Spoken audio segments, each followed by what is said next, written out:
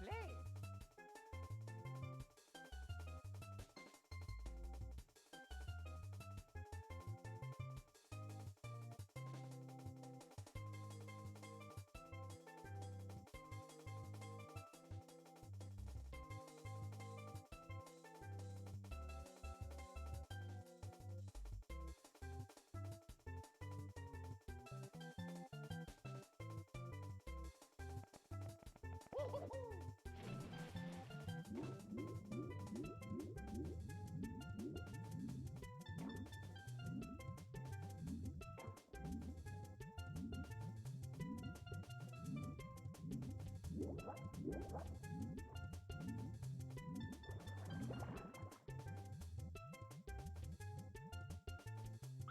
Press start to play.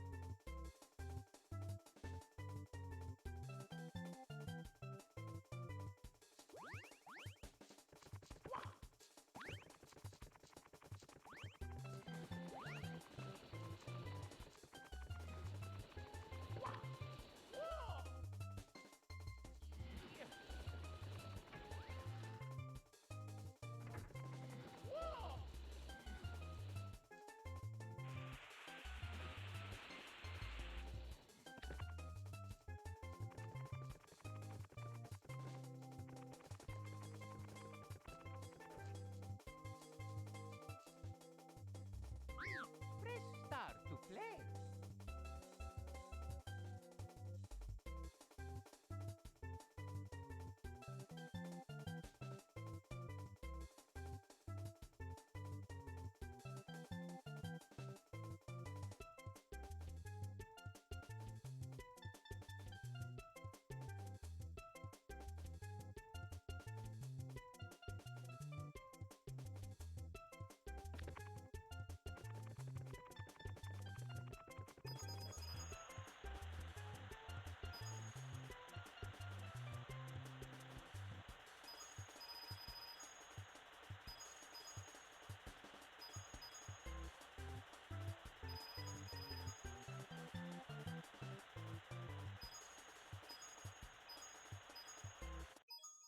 It's me, Mario.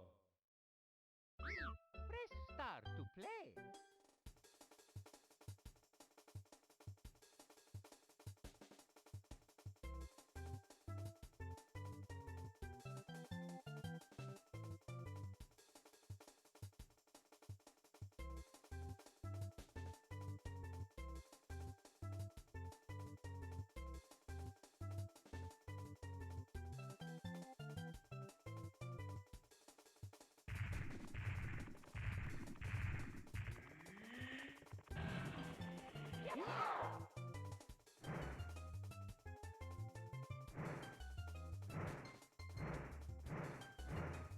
So long, Bowser.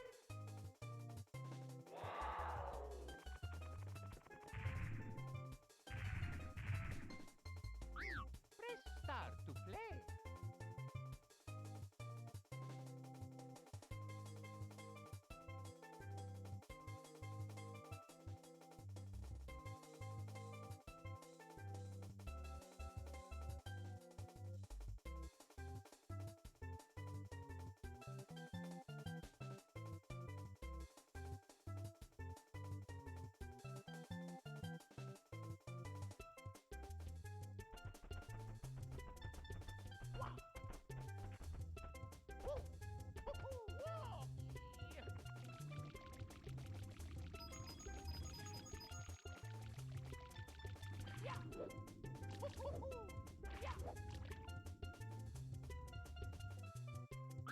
Press start to play.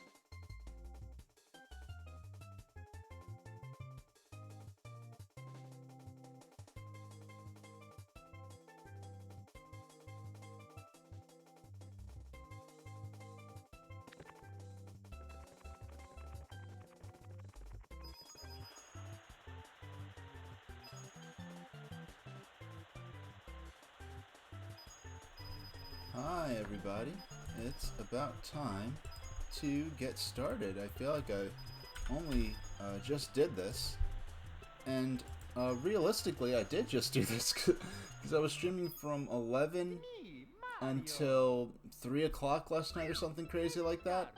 I did plan, hey Kalaka boy, hopefully the stream's a little more in tune with your schedule. Yeah, I had a crazy stream last night. I ended up watching... We watched some of that Giga League stuff. I think that's when you walked in to say hi in chat, Kalaka boy. And then I made a highlight of this. I think it should be up now, but we ended up watching a bunch of old E3 videos I took with my camcorder back in 2006, and of some footage of the Shigeru Miyamoto autograph signing event and the crowd that gathered for it at the Nintendo store in 2005. So let's see. Okay, we're ready to... Did I? Yes, I did. I'm sorry, I just have to keep checking my microphone. Like, yes, I did turn on my microphone, right? Even though the chat is responding to me and everything, so I'm just a little overly paranoid. So let's get started. We'll play Mario, half hour and change of Mario 64. 30 minutes, but I'll give myself that extra 5 minutes to sort of get in the groove of it, so it's a little more fair. Because if I started 30, and then it takes me a minute to choose a level I'm gonna play. Oh, it's time for your milk chocolate digestive. Yeah, so you know, if you ever do decide to check out some VODs, I would recommend the VOD last night. It's split up into chapters as to what was going on, because I actually did change the category and title of the stream depending on what I was doing, and I didn't realize doing that. I just did that so people wouldn't come in expecting to see Mario Party 2, and I'm looking at home videos of me with like a rare DS variant, or videos of people dropping their DSs on the pavement in front of the Nintendo store. And I also looked at...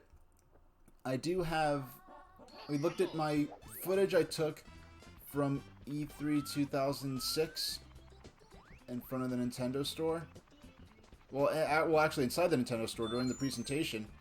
And what I recently came to realize, that footage I took is probably the oldest and first Nintendo... Okay, see, get a good run up the slope. Do you remember the long jump? Run, press Z, then jump. Okay.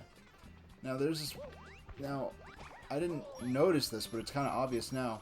In this game's, the way it's programmed, I think it's because of some mechanic on how this game handles objects, but they will always be, whenever Goombas appear in this game, they always appear in groups of 3. There we go. Oh no! Alright. Well, I got the jump right, I guess maybe he was a little too good at it. Alright. That's, I think this first star, all I'm trying to do is get to the top of this mountain. And at the time I first played this, when I jumped in this painting and heard the Bob-omb Battlefield theme again, I actually felt nostalgic, as weird as it sounds. I actually felt like, wow, I remember this theme, this music's back. Oh my gosh. Please do not. Okay. That's more like it. So at least I have a net balance on lives.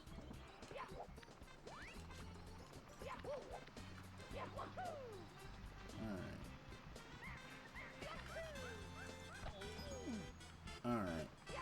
So that's the practice one. And then the more dangerous one is further ahead. And I did clip the weird glitch that happened yesterday where I died in Mario 64 by getting...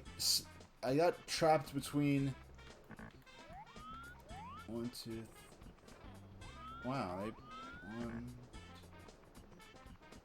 Okay, so there's half of the red coins right there.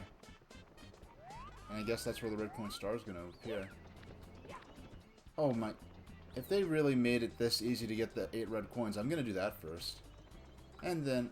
No, I mean, that's some famous last words, because that's really priming me up to just try to jump across these mushrooms and die. Alright. 1. Okay. I mean, why would... It's crazy that... Now, these mushrooms are interesting because in a world... Oh, why did I fall? So I can get back up. Yeah, they're interesting from a world-building perspective because the mushrooms imply that they're somewhere beneath here. There must be some kind of ground. Let me get the one up here again. Why the first time I was able to just grab it effortlessly, and all the time since then I've had to struggle against my urge to epically fail and fall down the... That star, I think you actually need to use the... Alright. Yeah, get these first. One.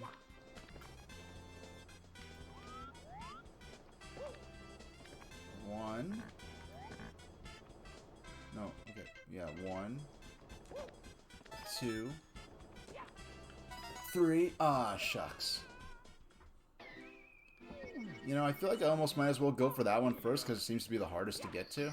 One of the harder ones to get to. So if I fail, I'll maybe spend less time on them. I don't know. I'll try this one more time if I bungle this. Oh my gosh. Yeah, I'll try the 8... I'll get the red coins on the mushrooms, and if I fail this, I'll just go ahead and maybe go after the star they intend me to go for at this point, which is... I think you just get a star... Oh my gosh, why was I... I was just... That was called overcorrecting. I mean, I successfully did come to a complete stop on the mushroom. Okay. Only 2 more over here. They also make caramel chocolate digestives. I wonder if I'll try those. Caramel chocolate sounds... Oh boy. We're good now, because the next one is a big one. That should be easier to land on. Okay, so that's half the red coins down. The rest, I don't think there's any serious peril in getting them. I mean, yeah, the Monty Moles here... Yeah, it's more than... I might take some damage from them, perhaps. I don't think I need... Yeah. Okay. Am I going to actually have to doggone wall kick here? Because if I do, that's going to... I'm not that great at wall kicking in this game. Because this isn't like wall kicking in modern Mario games. Oh, actually, I could... There we go. There's always a... I'm glad they made multiple ways to... Okay, there's only 1 red coin left, and I'll be able to collect the star. And at this point, I should be safe from any death hazards, I believe. Oh, there it is. I think if I go up here and fall down, I can get that last red coin.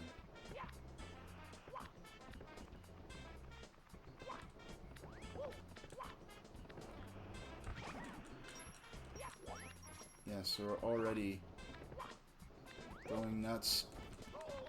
Okay. So I took a little damage, but I'm at a spot. Now there we go. Oh, I'm gonna have to make one more potentially dangerous jump to get to the spawn point for the star. There's no bottomless pit under here, so I should be good. Just making my way down. Alright. Oh my god, I don't know if there's a bottomless pit under there. It looks like there actually was. I almost... Oh, there's... No, I would have fell. I would have fell to my death. They're really going to make me... Oh no! That's some garbage. That is the hottest garbage. I already earned the star. Come on. That is some hot garbage. Now, I said I was going to, you know, just keep going on if I lost, but I did actually You know, why don't I... Might as well practice jumping to the mushroom since I'm going to have to do it anyway.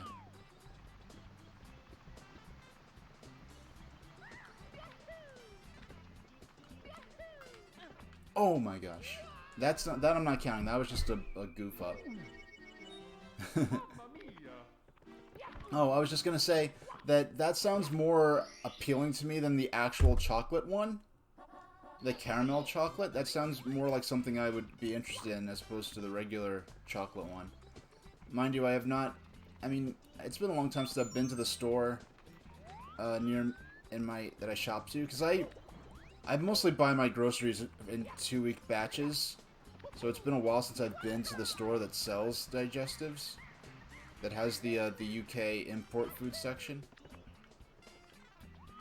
But next time I go, if they have the digestives, I'll get some. I do remember them basically tasting like what they call Maria crackers.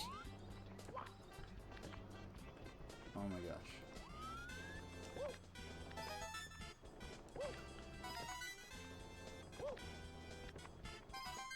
Alright, got all those. And where is... Okay, it's further down here. Excuse me, it's a tad hot in here, so I'm gonna have to go and adjust the air conditioner for a moment.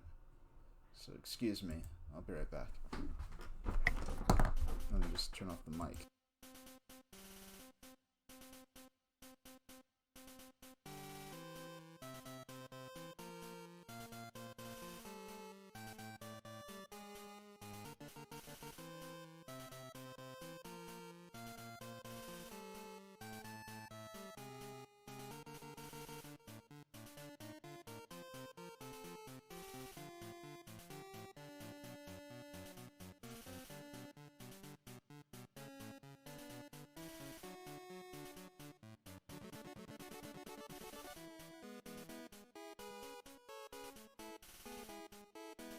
Alright, I'm back. Let me just put my headphones in, grab a swig of water. Alright. Alright, excuse me, thanks for waiting. That's the first time I really interrupted gameplay quite like that. But it was just getting unbearably hot, which I never really had happen on stream before.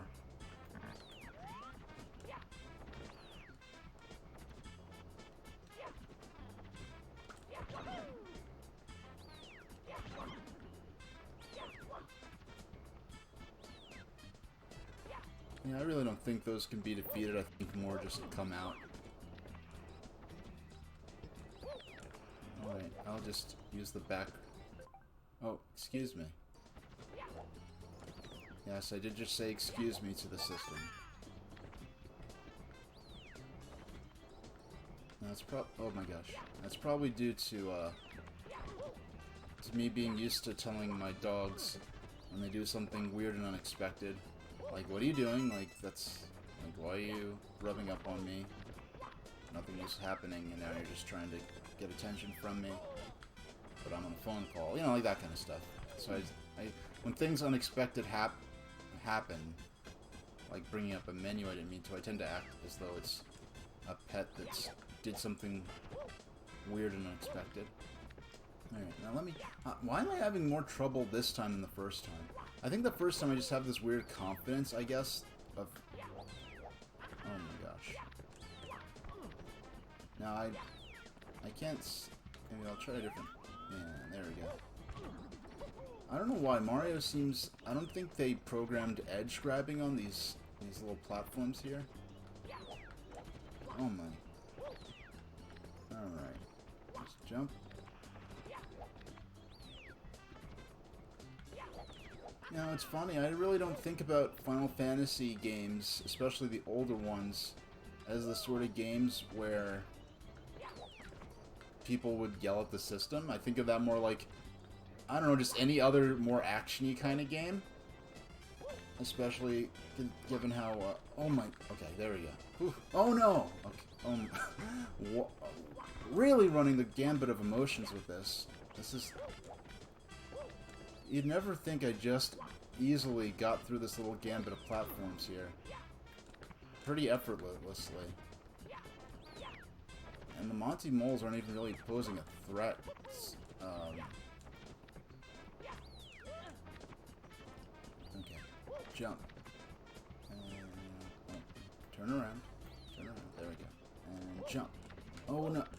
Oh, why do I keep doing that? Oh my gosh. Yeah, it was during the battles. Oh, there I go again.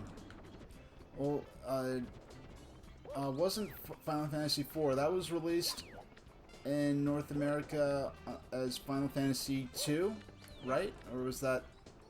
Or am I mistaken? I know it was actually the fourth Final Fantasy game, and I just...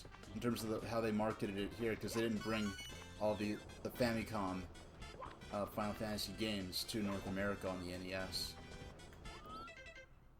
Okay, we just have that one last... Okay, just stand right here. There we go.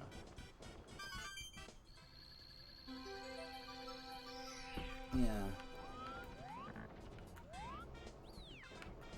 I want to look. I don't want to jump from here. That's a little too far. But if I jump from here, I feel like I could safely make it. Oh my... Why did that mess me up so bad? Oh my gosh. That's not a far jump, actually. It's not... I was trying to jump from what I considered to be a safe place.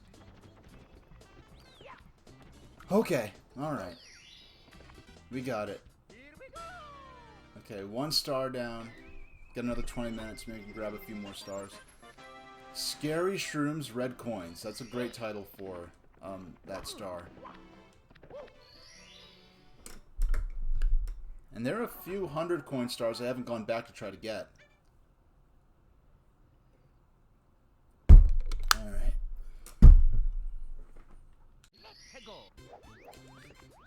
Oh, I'm not trying to gloat, but because it is equipment that I will use on stream when I receive it, I'm glad to report that I was able to secure a pre-order for the Analog Pocket, which went live at 11 o'clock today.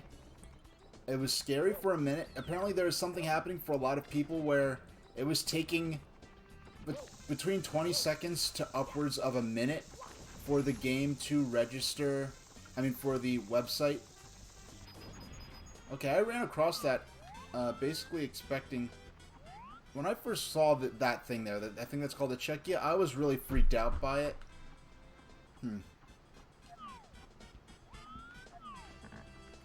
No, there's that freaking monkey that can steal Mario's hat. We don't want that to happen.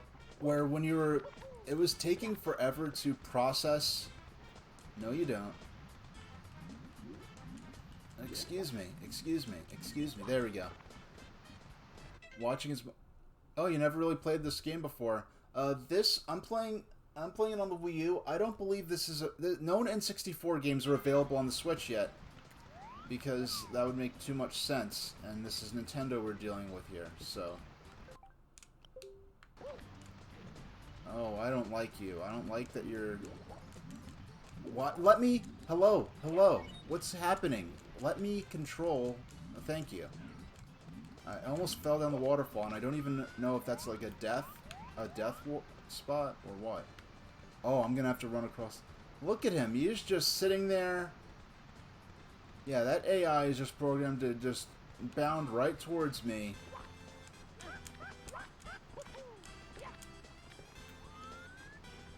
I don't like you, Fly Guy. You need to leave me alone big time.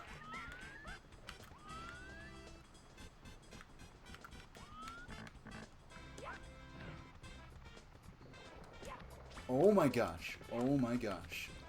Oh. Oh my gosh. Almost. Almost. Alright. Oh, wow. I didn't mean to take more damage there. But at least they were generous enough to put that log above someplace where you could recover from, as opposed to putting it above a death spot. I don't know why. On one hand, I never beat this as a kid. I just explored the levels as much as my gameplay skills allowed me to. On the other hand, I remember some things being a lot more difficult than I remember, but it's probably... I don't remember the difficulty, maybe because... Well, I remember my... I'm still quasi-blind on this game, but... what I remember more than anything is playing through this on the playing through this on the DS, and I still you know, I haven't done that since 2004, maybe like by like March of 2005 I'd definitely beaten this. I think by very early spring. Oh no, oh no, I almost got it,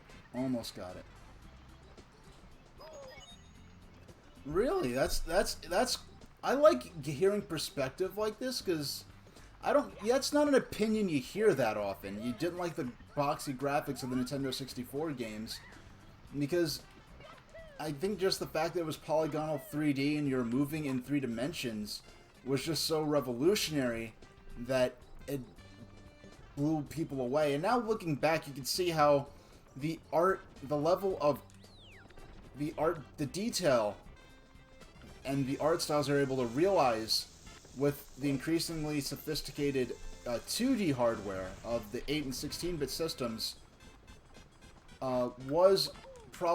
does in many cases maybe age better than some of these early, oh my gosh, some of these early 3D games. But just the fact that we could explore a 3-dimensional environment. Oh no, I was so close, okay. Alright. This time I won't make the mistake of trying to complete a complex thought while running across the log.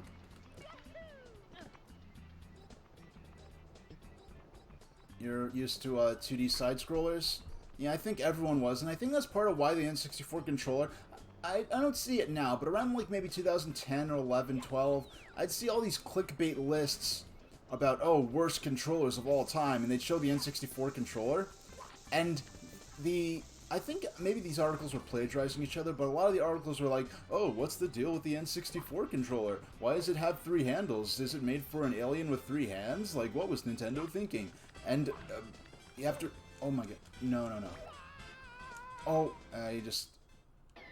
I meant to ground pound onto the land to reduce the damage I took, but...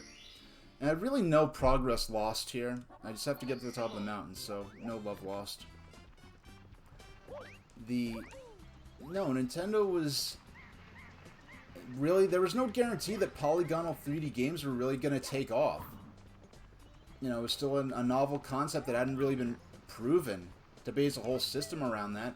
And Nintendo was trying to figure out how to make a controller that was equally good for 2D games that could use a plus-shaped D-pad, and for 3D games that use the analog stick. So they had to put the analog stick and the D-pad in different positions, so that the games that use the D-pad for like more 2D type stuff could use that, and the games that used the analog stick for 3D movement could use that. So that's the... Oh my gosh.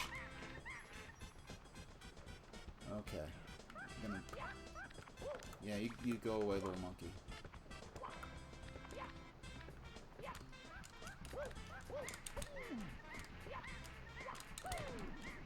Oh, I came so close to salvaging that. Hey, what's up, hey, Tundex? How's it going? I don't know if you've been following this, but... Well, first off, I want to say... have you changed your... I did not... I thought I was following you, then I realized, oh yeah, I haven't seen any tweets from you probably since, like, the Operation Blue Wave days. So, I know, I guess sometimes if you don't interact with certain users enough, like, Twitter might automatically unfollow you to people or something like that. So I refollowed you finally. And I was wondering, like, wow, I really need to keep track of all the people I talk to on Twitch that are on Twitter. I managed to score the prized pre-order for for the analog pop. Okay, this is the furthest we've gotten so far.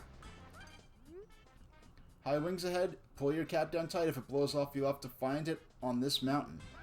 That's scary.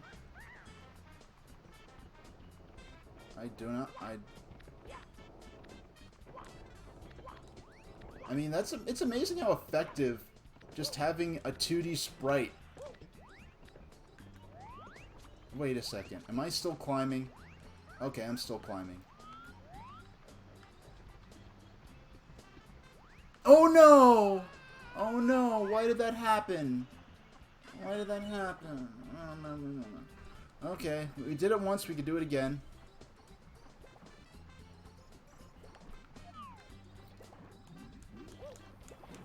Oh yeah, I was trying to be... Yeah, I've still got, all those dandelions I was growing in that pot, those all died, and then about a year and a half ago, I planted some more, and only one survived. And so I've been growing this one little, dandelion in the pot for closing in on a year and a half now. Well, for one thing, I didn't think it would live this long. Two, I didn't think it would live this long without flowering. It's weird how healthy it is, but it's just never produced a flower. Because what I was originally doing with those, I was going to keep it a secret until I started flowering, but it just never flowered. And, actually, okay, I need to stop. I need to pay attention as I run my mouth. One of them, the dandelion I have, on the other side of the pot, it suddenly has a little sprout growing. So I think it's like spreading finally. That one dandelion is like, you know, Bravely Defaults and recreates the traditional Final Fantasy games. What's weird to me, like, I mean, I understand what it means, but just out of context, Bravely Default is one of the weirdest sounding titles ever. And then, I think in Japan, I don't know, was it called Bravely Default for the sequel? Maybe that was the name they announced as, but it came out in the U.S. It was titled Bravely Second, and now there's Bravely Default 2, which is, you'd think Bravely Second I thought was Bravely Default 2. That's so, like, that would be like if. Okay, now I'm getting better and better at that jump. That's nice. Yeah, this time I have to not bungle it. It's amazing how effective these. Oh my gosh, that is some damage. How effective these giant bowling balls are for just being... I mean, all they are is a 2D sprite of a ball. Wait a second. Oh, I just realized where I'm at. I could bypass the log. Okay, alright, so... see, I didn't know that, so thanks for telling me about that, Tundex. So... basically, it would be like... so, it would somewhat be like if they made Final Fantasy II, and I know the general plot spoilers for the first Final Fantasy story, but it would be like... so I don't want to say anything for anyone who hasn't played the first Final Fantasy. I know I have, and I'm just kind of spoiled for it because I didn't care. I watched some speedruns of it once, and I don't really understand much of it. I just sort of watched them and listened to the commentary. Oh, Octopath Traveler. Well, it's all these Square sort of throwback RPGs that really get to the roots of what, you know, role-playing game is. So it's interesting how it's not totally unreasonable to... how do I get any further? I don't think I could jump over there. I think I have to go... do I have to go up? I think I already... I mean, what else is there to go up that is up here? Do I really have to make that jump? That looks treacherous. Oh, an FF... I mean, heck, I would love... even before Final Fantasy VII Remake was announced, I would have loved just an FF7 Remake style remake of Final Fantasy VI. I think that would... the art style, the characters, that would all look so gorgeous. Oh my gosh. We did it. We did it. And you... I'm not going to stick around for you, the cloud guy, to, blow my hat away.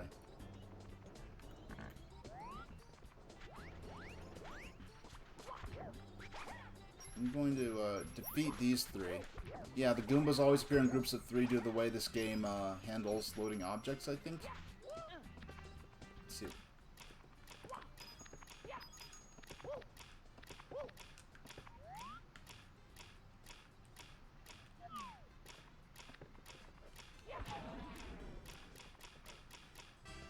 Now let's see what else this does, because they put a block there. Alright. It better not be a cloud here. That would be some real butt.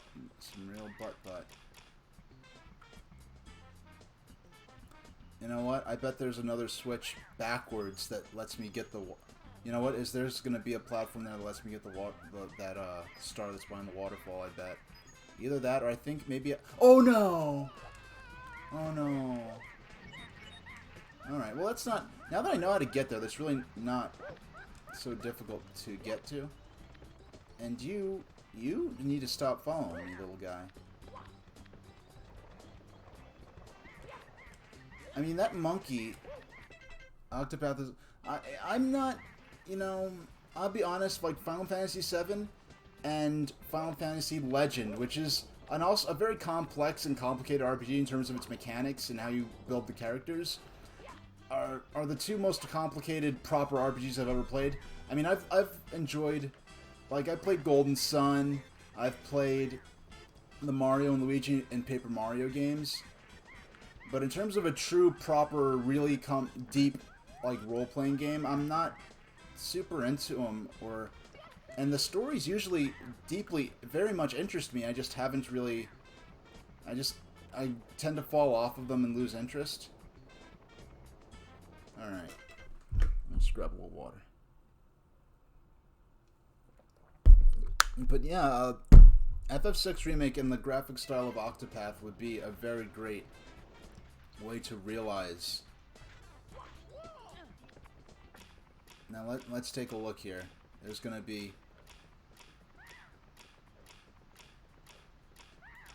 Yep, there it is. You have to make that jump onto that block. Oh no!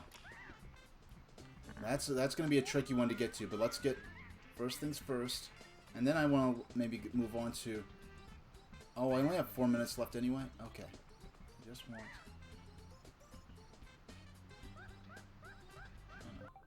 Okay. I'm just... Man, that monkey's loud. It is so hard. I think it's this Pro controller. It is so hard to tiptoe with Mario using that controller. Okay, please don't push me off the mountain now. There it is. We did it. Apparently I read this article, apparently a few years ago, Miyamoto, there was an interview with Miyamoto where he said that Mario is no longer allowed. Have I played Shadowrun? I heard of it. I really don't know anything about it. I don't even, like, I couldn't identify a screenshot other than maybe the title screen to win $1 million. But if it sounds, I mean, I have so many games to play already, but if it looks really interesting, I mean, I take a glance at it. I wouldn't want to know too much about it in any case. Let's see what's going on here. Let's see if what's in What Dry World. I don't remember much about this. One thing I remember about... Now, I didn't even pay... Now, if you're not familiar with What Dry World, you basically choose the depth at which the water starts here, based on how high or low you jump into the painting. And this area, I feel, is one of the more interesting parts of the game from a world-building standpoint. Because there's like an abandoned town here. So it's like, what was this town? What is it supposed to be? Yeah. Oh, I didn't get to... You responded on the video where I talk about how to get to the Nintendo store from Penn Station. I forgot I even made that video. I think I actually made that... I think Jordan was from, you know, formerly of Street Pass NYC. Well, I haven't really kept up to what he's up to or whatever these days, but I know he was saying that a lot of people that were taking the train in from all the different, from New Jersey and from Long Island and upstate New York were getting confused, or Connecticut, were just getting confused by how to get to the Nintendo store. Yeah, and Carnegie Hall. Oh, Miyamoto and Mario? Oh, I was talking oh, excuse me, yeah. For the first time ever, someone's tried to put me back on course after I got my train of thought was derailed by the evolving conversation. No, he gave an interview where he said that Mario is not allowed to give the peace sign in video games anymore because he felt it was too childish. I didn't read the whole article, but it was something weird like that. And this article, it isn't too... I think it's from, like, the late... I think it was maybe Wii era, or early Wii U era, because that's definitely not being enforced strictly anymore, because he was giving... I believe he gives the peace sign sometimes in Mario Odyssey. Sometimes if you pass through a coin or ring and find a secret point in the course, a red number will appear. If you trigger 5 red numbers, a secret star will show up. Now this switch... will raise the water level. So it's just weird, all these things Nintendo goes through where they'll make official... It's not like, oh, like something from the 80s that Nintendo really kind of disavows. Like, if you think about the Donkey Kong cartoon, that depiction of Mario is okay, well, its time's up. So, why don't... Okay. I'm gonna set my personal timer for 1.5 hours. While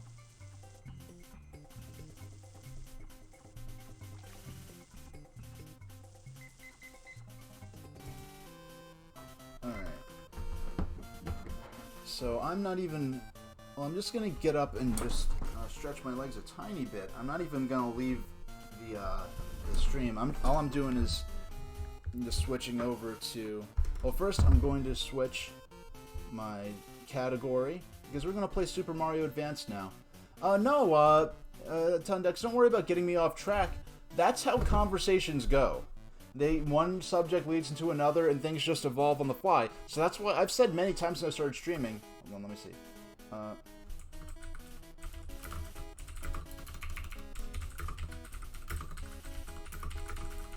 And reliving...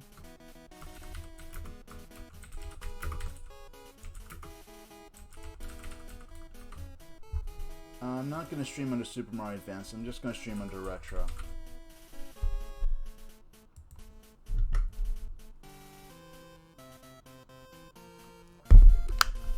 Okay. Retro update. Okay. Now all I have to do is just...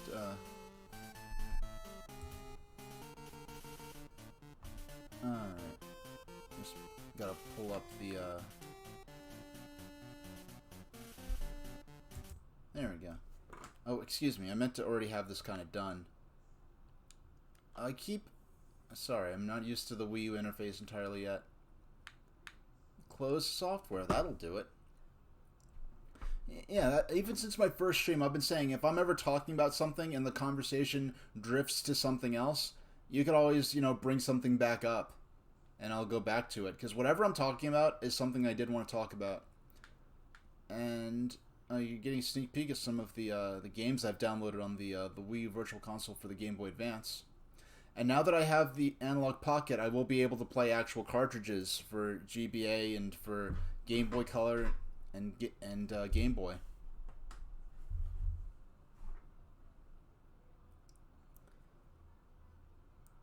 Alright.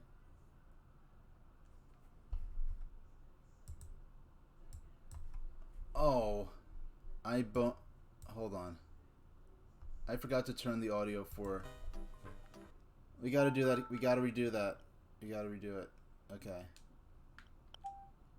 Oops, I didn't mean to exit the entire game. Excuse me. We're getting off to a great start. Okay. I had it all set up the way I wanted it, and I forgot to turn on the audio back onto the... Because I didn't want to have the game audio and my music, my hold music, sort of clashing. There we go. We gotta start. We gotta hear that and see that, or else it's not legit to me when I play GBA games on stream.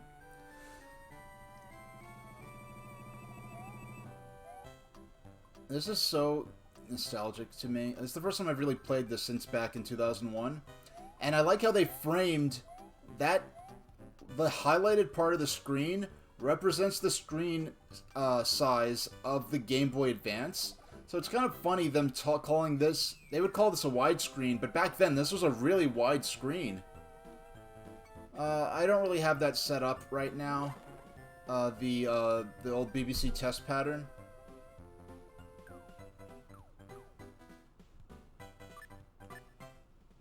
Now, seeing this blown up on my on the monitor I'm playing on is a little crazy, but when I'm looking at how it looks in the broadcast software, it looks a little more accurate how it would have looked at the time. Now, I was still kind of learning. I was interested in learning about video game history, and I had experience with the NES. I knew about the sort of arcade era of Nintendo stuff. But I never heard of the original Mario Brothers arcade game until Super Mario Advance. You know, it's funny because I didn't consider it a struggle at the time, but now I could play Game Boy Pocket, you know, with a good light. Game Boy Advance, it's just really tough to play. So this really, and mind you, in 2001, you really couldn't look up things. I mean, the internet was around. I was using it for a couple of years by the time this game came out. But I really couldn't play, you know, do the kind of research that, like, Wikipedia wasn't around. Or if it was around, it wasn't like this, where you could go and see tons of video game information. And so this is really my first time playing Mario Brothers. It was kind of weird realizing that Super Mario Brothers was somewhat of a follow-up to a different game, and there was regular Mario Brothers. Actually, I had heard of Mario Brothers in the mid-90s. It was not long after I got Mario 64. I was talking to someone at school, and they're like, oh, I have Super Mario 64, and, you know, I used to play Super Mario Brothers at my friend's house, and I want to play, like, lots of old... I want to try to play old systems like Atari and, you know, learn more about, you know, what these older games were like. And what the kid told me was, oh, my friend has, no, my cousin or something has Mario Brothers for Atari. And I'm not entirely sure if I believed him at the time, but because I didn't really know that Nintendo used to license their games to appear on other consoles before the release of the NES in North America. So you'd have ports of games like Mario Brothers and Donkey Kong on PC, different PC computer systems, as well as on the other systems like the Atari 2600 and 5200. And this was really my first exposure to the idea that Nintendo used to do that, so I'm not even entirely sure if I believed him at the time. But he was saying that, oh, like, they have... He was just saying, oh, there's a Mario Brother. My friend has Mario Brothers on Atari, and it's so bad, and it's just, like, the graphics are just like a bunch of blocks. And I'd never even seen an Atari 2600 game outside of pictures of screenshots in magazines.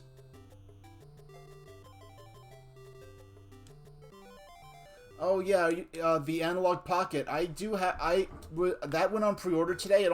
The pre-order period was only 5 minutes. Like, the pre-orders were sold out in like the first 10 minutes.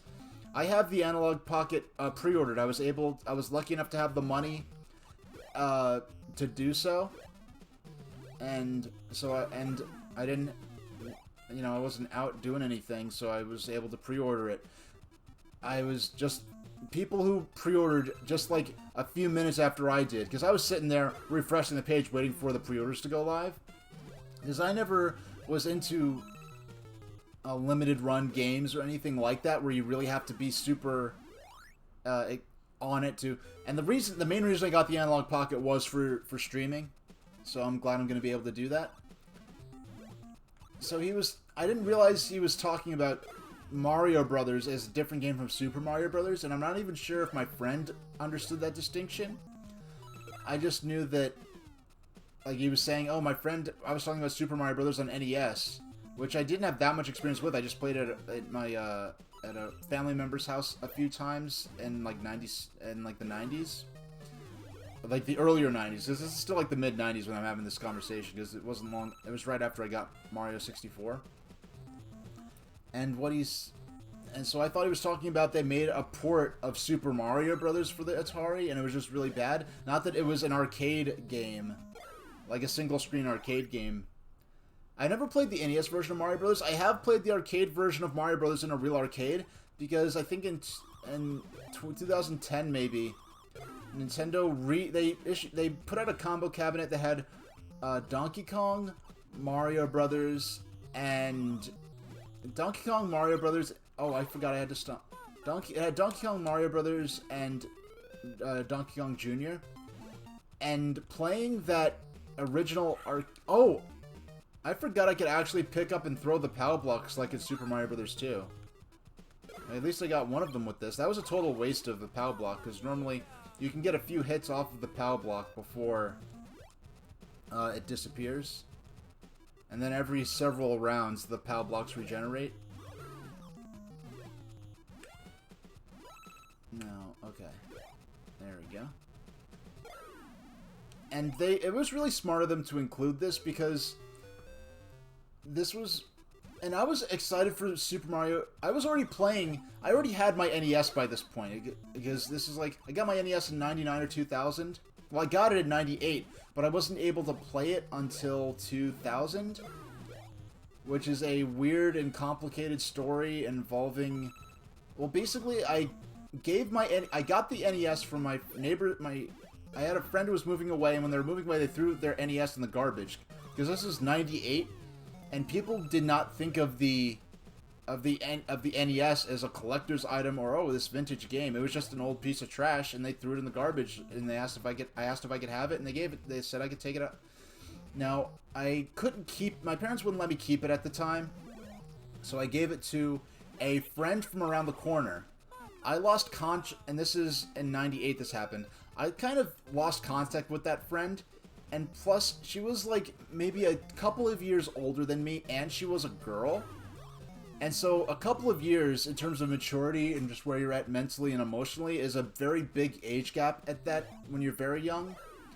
And then she was also a girl, and just socially, not even biologically, just socially, what you're guided towards and how the things you're inclined to be interested in when you're a girl as opposed to a guy, maybe back then more so than now.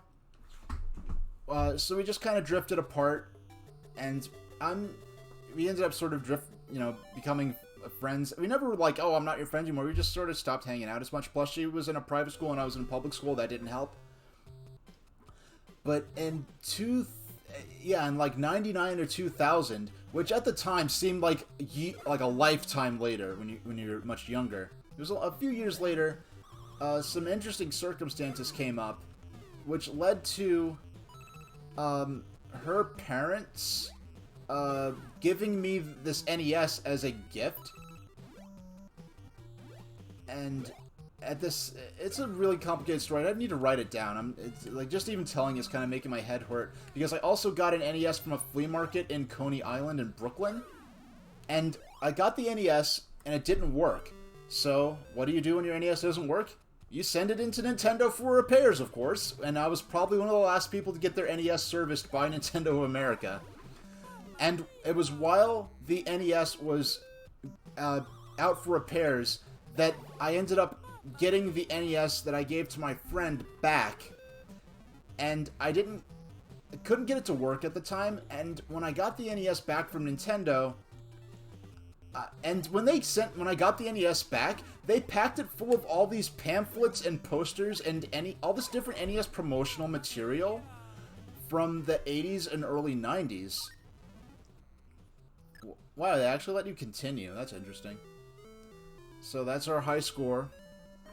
But all that it is saying, so I was playing NES at the time, and I had Super Mario Brothers. I had Super Mario Brothers. I hadn't found Super Mario Brothers 3 yet, because I was at the mercy of what I could find at flea markets at the time on Surf Avenue in Brooklyn. And I found Super Mario Brothers. I never found Super Mario Brothers 2, and back then, if you wanted to know what a game was like, you couldn't just search, like, I would do research and find out what I could about Super Mario Brothers 2, because I never saw it before. Like, my friends had Mario Brothers 2 and 3, I like how they actually the power, speed, and jump ratings they actually have on screen here. And one thing I'll note about Super Mario Bros. 2, you have this theater motif with these curtains and this stage, and all the enemies, most of the enemies are wearing masks, and you throw vegetables at them, and this all together kind of has a sort of stage, like a play motif. I know the Super Mario Brothers have said, like, oh, and all that is to say, I couldn't just find out what a game looked like. I would Yahoo search and find NES fan pages back in like 99, 2000, or 2001, and I'd see maybe some web pages of people talking about the game, and they're saying, oh, it's so different from Super Mario Brothers because you pick up vegetables and throw them instead of jumping on enemies. And this is really my... the Hyperkin, the Analog Pocket, is by Analog. Analog makes FPGA systems where they engineer a chip to they don't program an emulator. They engineer a chip that behaves in the way that the original hardware of the devices that it's not emulating. I keep saying basically they engineer a chip that replicates the internal circuitry of the original system of the cartridge that it's playing. What Hyperkin does is they use a software emulator that runs the games through an emulator, just like on your PC. FPGA, as it's called, or Field Programmable Gate Array. Basically, the system, the chip shapeshifts in real time, pretty much to emulate, or not to emulate. It's not. I mean, it's emulation, but it's basically it's hardware emulation instead of software emulation. Is a way you could describe it. And that allows for a much higher degree of accuracy as compared to software-based emulation. So you tend to have much better compatibility. It will it'll replicate some of the nuances of the games more accurately than an emulator may, if it's the compatibility isn't as high on the particular emulator that you're using. I know, right? Like, it's like so complicated. The point is, it can play my. I have another system by Analog. I have the Mega SG, which plays a lot of old Sega games. I have a cartridge adapter that lets me play my Game Gear games, and the reason that mattered to me was because I wanted to be able to play my Game Gear games, my old Game Gear cartridges from the early '90s. Rye87, how you doing? Oh, I died. Oops. Yeah, this is the first time I'm playing Mario Advance since 2001 or 2. And this was the first version of Super Mario Bros. 2 that I ever played. And you couldn't just go on YouTube and hear what the music was like. So this is the first time I ever heard this music or saw what the game was like. Oh, just play the game. You play the games in the way that works for you. I personally like to play the games in a manner that's more consistent with its official release history. But when it comes to stuff like DS, I can't pay someone to custom install a video capture card in a DS. And the Wii U that I'm playing this on through its Virtual Console, it's using emulation, but it's using an official Nintendo emulator, and this is part of the game's official release history. But if Nintendo never released these games on the Virtual Console on Wii U, I would PC emulate it. So I do prefer to play it, and plus the more official, and when you play it in an official manner, it tends to be really good with the playback quality and the accuracy of the emulation. But when it comes to stuff there are a lot of DS games on the Wii U Virtual Console. I already downloaded some. I will eventually be playing on stream. But for games like the Pokemon DS games, those are on the Wii U Virtual Console. And probably no Nintendo system ever again will have DS games downloadable on it. So when it comes time for that, I will use PC emulation. I don't have a CRT. I'm not playing. I have a monitor for my PC, and I have a monitor that I'm playing my console on. That's directly my game monitor's in front of me, then my broadcast software is to my left. I do have a Sony Trinitron in the room I have my streaming set up in. I don't play games on my own time much. I don't use it much. Now, I was very tempted to get the analog digital to analog converter because I have hundreds. I have more than 100 virtual console games on the Wii, and I'm probably gonna. And my Wii works fine. It's a launch day Wii. It still works great. I haven't had any problems with it. But I am paranoid about the Wii dying someday and me losing all those games. If that happens, I will just emulate all the games that I had on there. Because I did purchase them. Now, I have an adapter that'll let me plug in, that lets me output my Wii to HDMI. But I am very tempted to transfer those virtual console games from the Wii to the Wii U I'm playing on. Just so I could output them in native through the HDMI without using any adapters or converters. Yeah, the reason I don't transfer them to the Wii U is because my Wii, I like being able to play the games I like being able to play my Wii Virtual Console games in 4:3 on my CRT and its intended resolution output. And if I put them on the Wii U, I'd have to get a very expensive, it's like a $70 digital to analog converter to be able to play my Wii U on my Sony Trinitron 2 CRT. And in doing that, and even if I use that, I'm not sure if I think I could set the Wii U to play in 4:3 on my my old TV, but I'm not sure if I can or not. Yeah, so. But the adapter that lets me output the Wii to HDMI, the quality's I was very satisfied with it. So when I get to playing some of the Wii Virtual Console games I have, because there are a lot of games that I bought in the last year or two before the Wii eShop was taken down.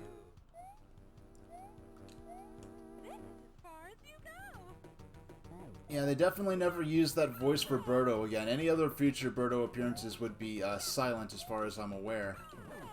And it's so interesting having mini-bosses like this in a Mario game, because I know this started development as Doki Doki Panic, but what some people don't realize was that Doki Doki Panic actually was based on a prototype that they were considering to be the basis for a Super Mario sequel on the Famicom.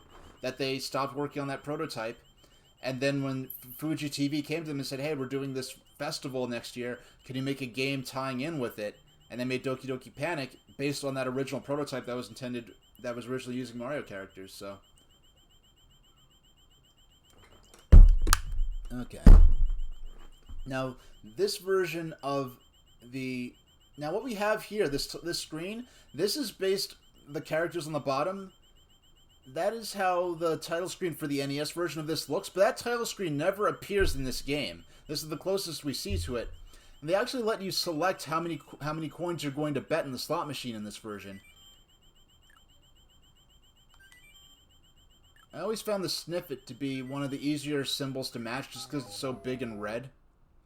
Yeah, they really wanted to show off the audio quality, I guess, of, that the Game Boy Advance could handle having compressed voice samples in it. So they just put in all these. I wouldn't have thought that would have been a winning combo, but okay. Why does it say? Do they really need to say cherry? Oh wow. Come on, no. The fact that the cherry icon actually says cherry on it, like we needed to be told, like the star. It doesn't say star under it. Why does it need to tell us that it's a star?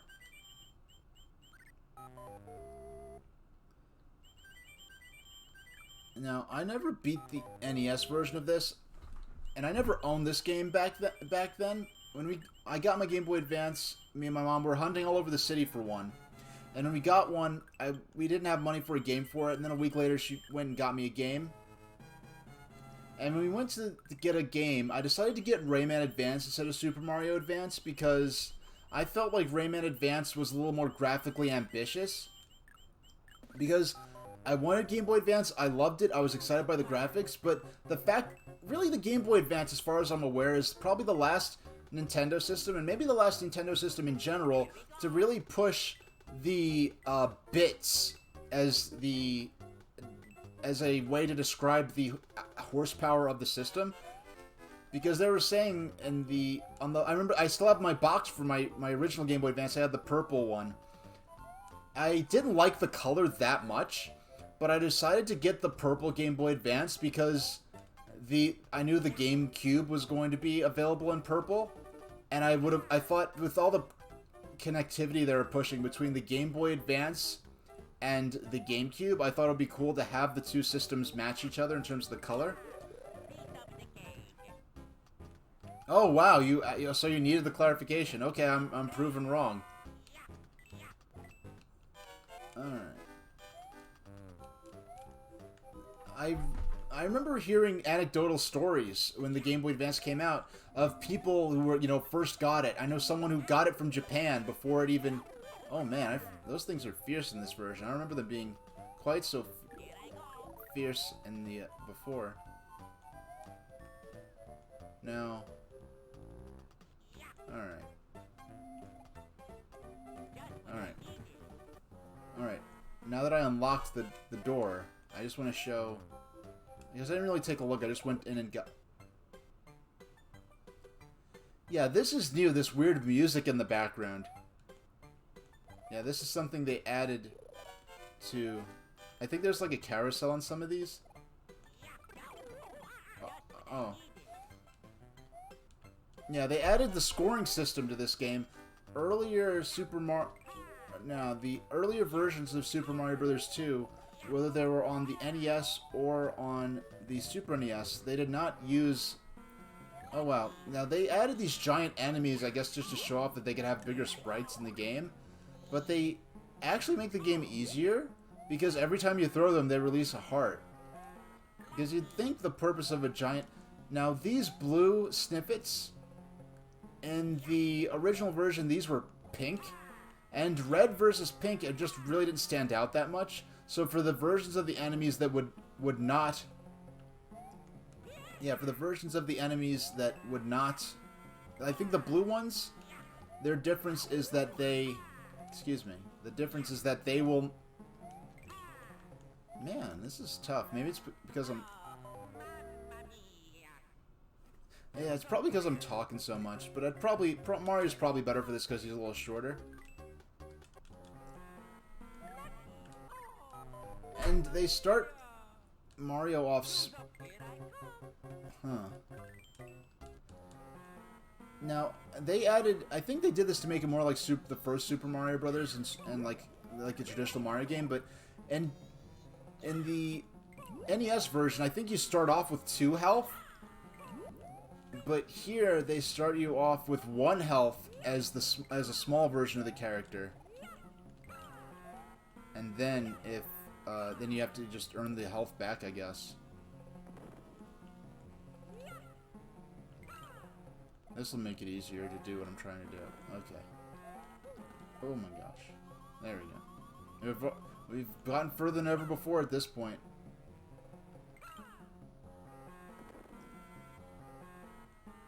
You always started with full health in the NES version. I never beat the NES version. I love video games. I'm honestly not the greatest at them. So I loved Super Mario Bros. 2. I'd play it all the time on NES when I did get the NES version. Even having played this, I was so excited to see what the actual original 8-bit version was like. Oh man, are you kidding me? I think I'm gonna start from the door at least. And this game, there's a save feature, but they do have infinite continues.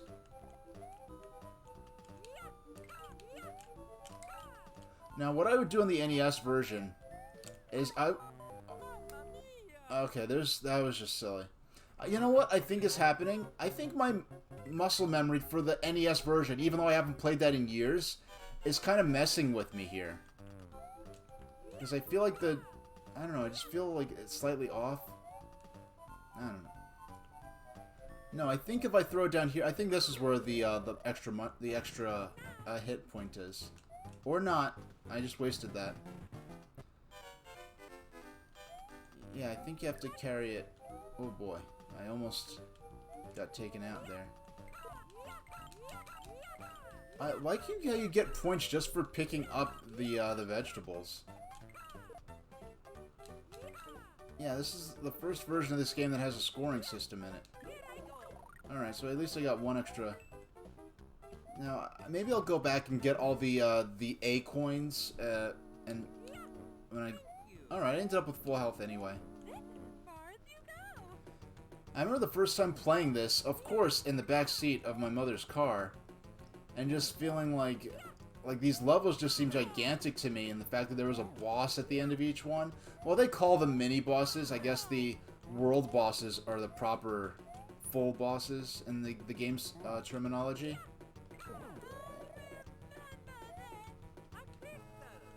A crystal! It's like so much... They really toned down the unnecessary... They really toned down the unnecessary voice samples in the later Super Mario Advance games.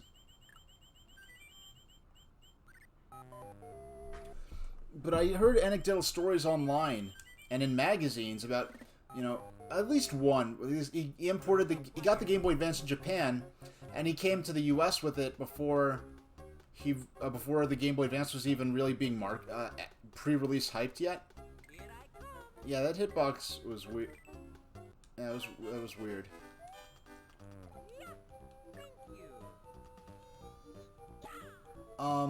Yeah, it's supposed to be a crystal, or like it's supposed to be a crystal ball. But you know, you'd make with these early graphics, it really doesn't matter what this stuff is. You just kind of make sense of it one way or another, and it's like in Super Mario Brothers 3, when you beat the mini bosses in that, you get like you collect a orb with the letter P on it. Like, what is that even supposed to be?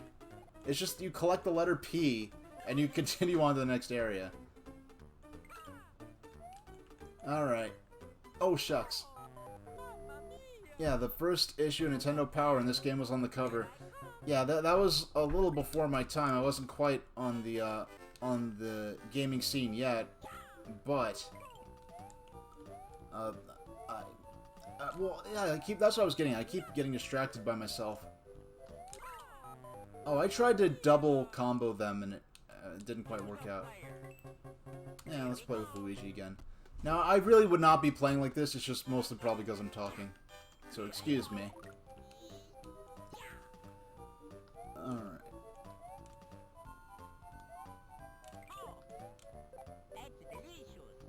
That's delicious! Like, huh? Like, what is it? I'm just watching this weird truck trying to back out of the street I'm in, because it's not a street that's conducive to large truck maneuvering.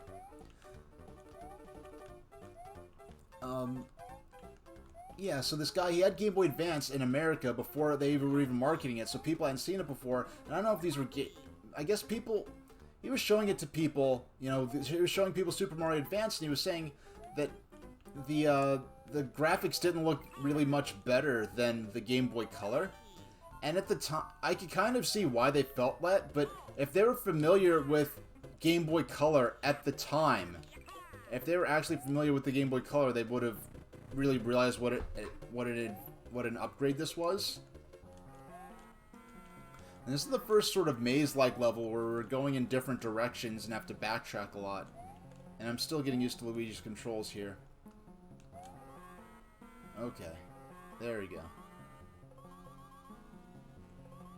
I mean, this track here, they stick the landing, but this track really flirts with the limitations of how short a loop of music you can have during an extended session of gameplay like this that's going to last several minutes. Because this is only a few seconds long, and it plays. There are entire stages that take place indoors, so you just hear this non-stop. I mean, Super Mario Brothers, the underground theme there is a little longer, but this is like...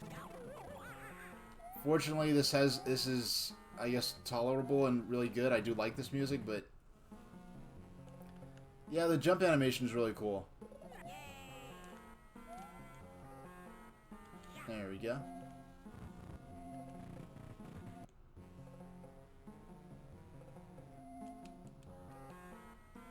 I thought I'd be able to throw the key there and put it down and give myself a chance to get a little breathing room going on.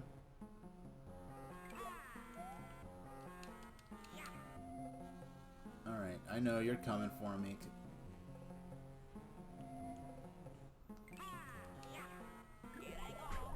Alright, I'll let the shy guy... Well, actually, I really could just put it down as I need to. And just I keep putting the key down. So that... Oh, shucks. I keep putting the key down. Because when you put the key down, Phanto, who is the evil mask that's the guardian of the key, he will stop chasing me for a moment. Lucky? Yeah, they really went a little nutso with all these voice samples. So, yeah, I didn't feel that Super Mario Advance... I mean, I could see the graphical improvement over the Game Boy Color, but for what was advertised as a 32-bit system, I mean... When I thought of a 32-bit... Oh, shucks. When I think of a 32-bit system, I'm thinking like Sega Saturn or the original PlayStation. So when I heard that they were going to make a 32-bit Game Boy, I was really excited. And then we get this, and it's kind of like something on par with the Super... I keep forgetting that in this game it starts you off with only one hit point. That was really sad. But I effectively have infinite continues. Yeah, between me not being familiar with this version of the game and some of its rules... Yeah, between that and running my mouth, I don't know where I'm supposed to... I don't know where the spawn point for the mushroom is. I'm gonna guess it's further. You know, really, if I lose another life, I'm probably gonna play this as the princess, because she's good for a lot of these jumps. I know the desert levels where you're doing a lot of digging, I usually use Toad for those. But the cool thing is that this version, you can play... You can... Look at the... Oh, man. Look at the flicker on that coin, jeez. Yeah, because you actually have, you know, a musical background, Tundex. So I wouldn't have been able to say like, oh, there are only 6 bars of music. I wouldn't have really been in...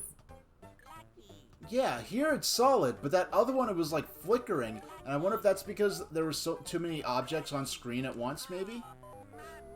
I keep... Okay. I never thought going back to this version of Super Mario Bros. 2, which is easier in so many ways as I remember it, just the fact that you start the game with one hit point would mess with me so much. Okay, this... I don't even know where I'm supposed to use... drop that for the mushroom. Come on.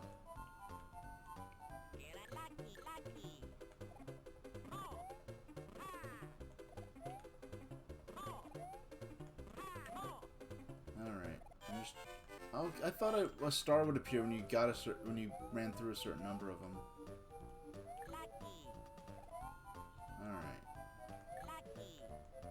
Let's see if I can get up there.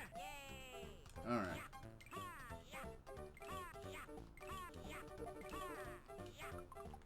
Oh. I forgot that was the thing.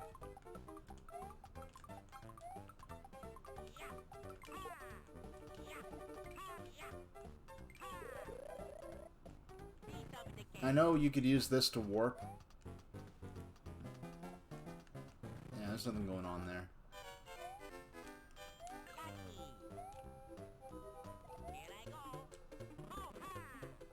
No, I think there's a giant enemy. Oh, no, that was the last stage. So, okay, I'm gonna have to... I don't remember if the first time I played this, I think I actually did... I got that right at the edge of my invincibility.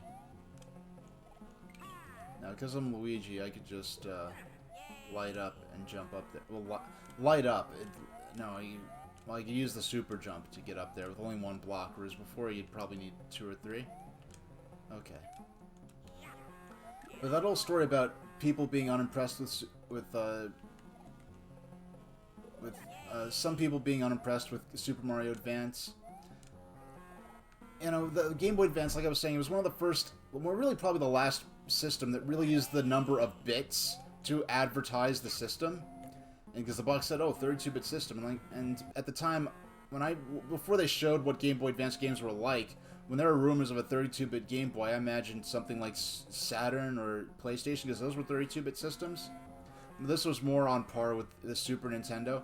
There's so many debates back and forth as to whether or not the Game Boy Advance is more powerful than Super Nintendo. Because for a lot of the ports from Super Nintendo to Game Boy Advance, the graphics and sound are downgraded slightly. But then for a lot of the games built from the ground up for Game Boy Advance, the sound can be better than on the Super NES, or you can do some things that would be very difficult or would need extra hardware like the Super FX chip in order to do on the Super Nintendo. Now, if I could get, there you go. This is what I wanted.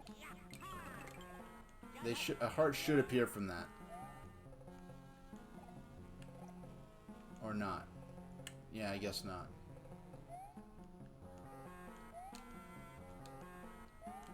Let's see what this is.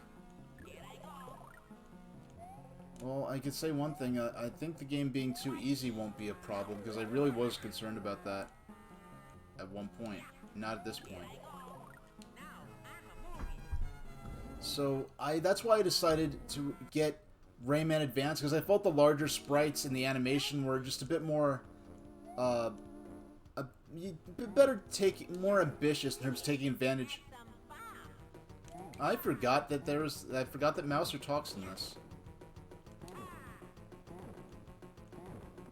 Yeah, pretty much what you said, Tundex. Oh yeah, I forgot I have to throw the bombs back at you. Oh man,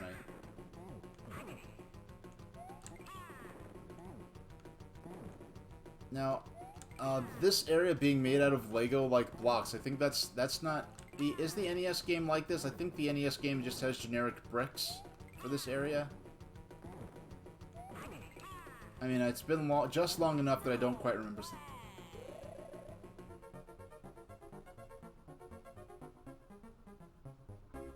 And that's World 1 down. Alright.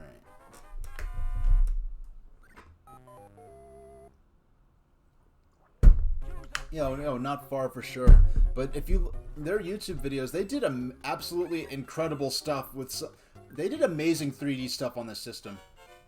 Now, I'll be honest, I never would have noticed that when I played this on the NES, I did not realize that this level was supposed to be a nighttime level. Because it just looks like a slightly different shade of blue. I didn't realize that this was supposed to be at night. So, what's down here? Yeah, really nothing.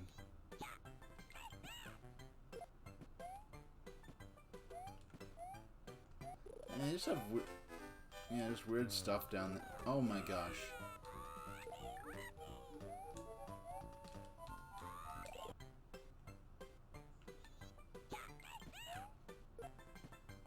Okay, at least beating an enemy with the giant shell will give me a heart back.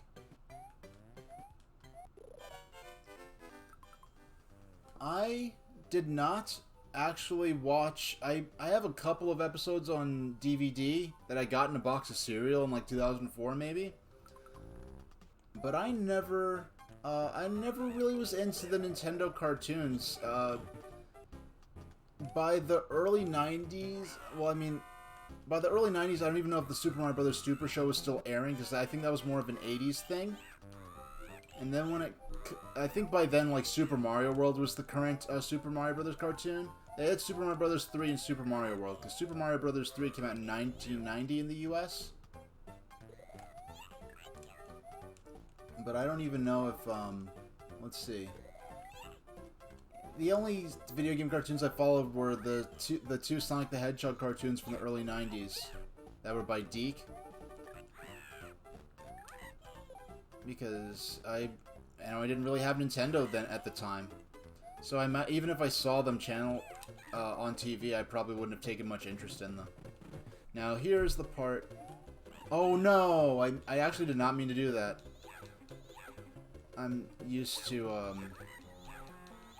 I meant to use him to farm an extra heart, but Toad's fast digging here is why I think they put, maybe are there fewer Shy Guys here? Because my pattern is I dig on one side, and then make my way over to the other side. Oh shucks. Make my way to the other side, so that it will take longer to reach the point where they'll fall into the hole I dug and continue to chase me. Let's see what's down here. So I only saw really a few episodes of, I think it was Adventures of Super Mario Bros. 3. I don't think I saw any Super Mario World episodes. Yeah, this weird carousel thing. These are definitely not in the NES version. Now, when I played Super Mario All-Stars, the first time I went into the pipe in World 1-1, and there was different music playing, there was a giant Mario face, it actually genuinely startled me, because I just wasn't expecting to see that, so I'm just like, whoa, like, you know, it's dun dun dun dun dun dun dun dun dun dun dun. They made a new jingle that plays during some of the bonus areas, and this is as far as you go, but she certainly hasn't changed up her strategy. I don't know, I normally would not have this much difficulty. I mean, there's some games that you play, and it's like, if I was playing the NES version of this, there's no guarantee I'd make it to the end. With this, with the Infinite Continues, I'm going to make it to the end. I just have to keep playing and keep trying. Oh, the Mario All-Star stuff? Yeah, I was talking about that. I borrowed it from a friend in, I think, 2002.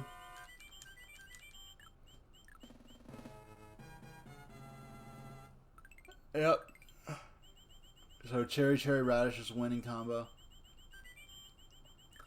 No, well, actually what I was talking about was the first time I played Super Mario All-Stars, I went into the pipe, into the little coin cache in World 1-1. And when there's that giant, they put a giant Mario face in the background, like a giant, like, Mario face giving, like, the peace sign or something, and they have this new jingle that plays, and it's a huge image of Mario's face and different music, and I was so used to the NES version, I didn't know they altered the game like this, so when I went to the pipe, it actually startled me a bit the first time. Alright, let's get out of here. I like the continuity. Like the implication that this, like, hawk face gate here is on the other side of the gate from the last stage. Not all the level. Do all the levels? All right. Thank you. Yeah, they really. I guess they're so eager to show off that they could have voice samples in the game. They kind of went nuts with this. So I decided to get Rayman Advanced because I felt like that was more of a. So, let's see, it's 3:23, how about on the hour, I have it, oh my gosh, why don't I, 23, 40, 50,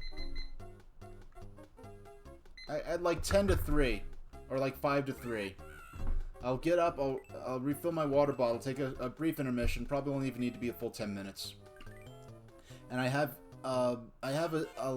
things set up so that we could maybe look at some of the Game Boy Advance launch period material, and like, you know, like I found like the commercial for Super Mario Advance, and I found we could listen to some of those voice samples that were part of the Giga Leak, where they had a lot of different, maybe 5 or 6, I think maybe 4 different names they were considering to give this game, and they hadn't finalized one yet. So they had Charles Martinet read all these different titles for, like, you know, that they were considering, so that when they chose one, they'd have the voice sample ready to insert into the game. Because on the main menu of the game, Mario announces like, "Oh, Super Mario Brothers 2, Mario," or when you choose Mario Brothers, he says Mario Brothers. So they had read all these alternative titles they were considering for this game, and they found those files. So we could listen to those real quick. That's only like a couple minutes long at the most. And I have a clip from Space World 2000 at the event where they first revealed the GameCube and Game Boy Advance. Now, it's only a few moments of just the first reveal of the system, and it's not really like it's a Japanese system reveal, and it's not translated, and it's Japanese, and it's an old Japanese reveal from like 2001. Actually, no, this reveal happened in late 2000, I believe. Let's remember, it was November 2000. It was the EGM that was covering. Actually, do I dare? I just thought of something. I'm gonna try to see if I can find. I know there's a site that has a lot of EGMs on it. In it, I'm gonna. I don't know why I didn't think of this. I'm gonna see if I can pull it off on stream. Setting this up. To find the magazine, the EGMs, the scans of it online, and look at it on the website. You can read the article where they revealed the GBA and the GameCube.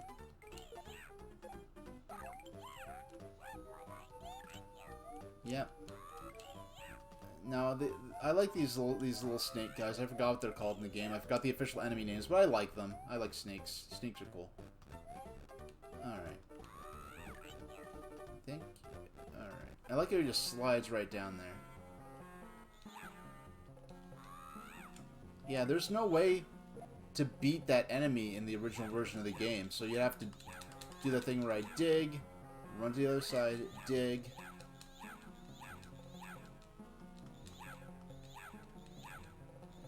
Oh my gosh, I took damage.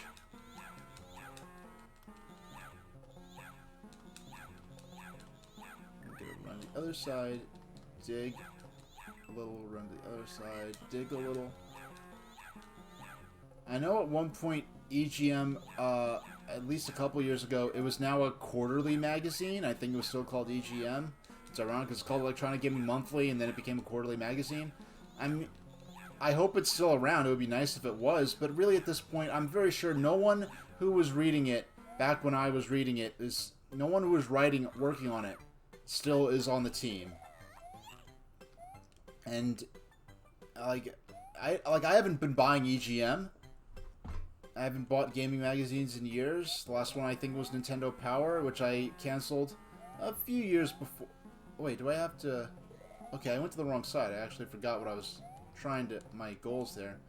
I'm gonna wait till the Sniffit goes so high that his bullets aren't a danger anymore. Alright, so he's out of there. So I don't have to worry about him. I just have to worry about the shy guy here. I'm gonna wait till... There we go. I don't know if those bullets can still hurt me as they're falling. It would be crazy if they were. I keep forgetting whether or not they do. Because I remember playing on NES, I would keep forgetting. Alright, our first... I'm going to finish you off! Okay. And this was the first Birdo variant that I remember. Because this one shoots eggs and fireballs. Now imagine if she only spat fire... If she only used fireballs... in a stage where there were no objects like this to throw, that would be the end of the game and you could never defeat her. Now what kind of bugs... Because the game the game generally seems to imply that Birdo is... Oh my gosh, I actually died. Seems to imply that Birdo is a unique character, but then in the last level of the game, spoilers, you actually encounter multiple Birdos in a way that could only make sense if there were more than one of them.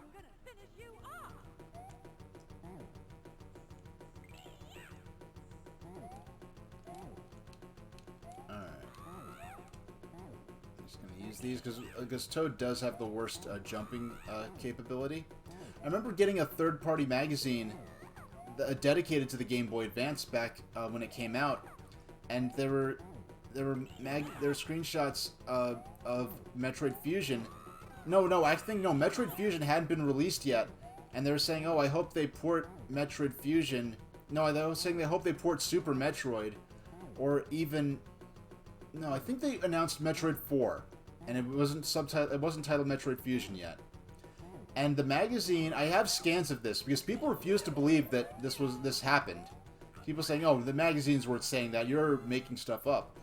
Just a few years ago, I had to deal with people accusing me of lying and making stuff up to prove a point online or something. But this magazine just straight up said, like, "Oh, they're making a new Metroid game, Metroid 4. Hopefully they cancel that Retroid crap on GameCube and port Super Metroid to the Game Boy Advance instead." Like, magazines were saying things like that. It was just, yeah, they actually said, like, hopefully they cancel that Retroid crap and port Super Metroid to the Game Boy Advance instead. Like, it's people, like, it was, like, in its own way, Metroid Prime being a first-person shooter was as divisive as the art style for Wind Waker when it was first revealed. It wasn't to that extreme, but now it's, just a given. But back then, people had really very little faith that Metroid could work as a first-person shooter. I know at the time they're saying, "Oh, it's a first-person adventure," but once Metroid Prime was established, people had faith in first-person Metroid. Nintendo, like, had no problems calling it a first-person shooter at that point. Because really they were really trying to establish that, no, this isn't going to be like GoldenEye or something like that. Okay.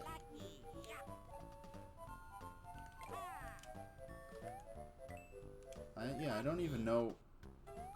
Oh my gosh. Yeah, I don't even know where the mushroom is, but at least I have another chance to find it. I probably should have chose Peach for this level, now that I'm thinking of it. Well, at least yeah, I think I have to bring the mushroom over to the left. Excuse me, the potion, not the mushroom. Alright, there we go. Yeah, there we go. That's what I like to see. Almost didn't grab it, because this jump is so floaty, I was taking forever to actually get my hands on collecting the mushroom. And of course I lose it first thing, but what can you do? Oh my... Why am I not doing that great? Jeez. And it's kind of funny how... What a big deal the Game Boy Advance was, and at the same time it was kind of stuck in this... What Ken Kutaragi... No, it was Kaz Hirai would call it the portable gaming ghetto. And he was because he was saying... Because Game Boy Advance, it had its own magazines covering it and everything. It was a big deal. But it was nowhere near as capable as the home systems of that era, and it was still by many seen as like a kids only category of gaming. And Ken Kuraga's like, "Oh, PSP will deliver portable gaming from." I don't know if he said Nintendo's portable gaming ghetto, but he said it would deliver handheld gaming from the portable gaming ghetto or something like that. Like when they were being really cutthroat in PSP versus Game Boy Advance and DS. I really don't remember this stage at all. So I really did like this game a lot, but I never owned it back then. I'd always rent it because when I had a chance to get a Game Boy Advance game, I decided to get Rayman Advance because that was more graphically ambitious. Okay. I used my invincibility to boost through. I'm really kind of playing with fire right here.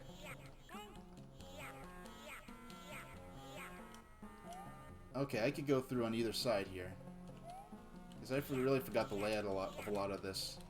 And for the later levels, I am definitely blind on this and don't really remember what's going on.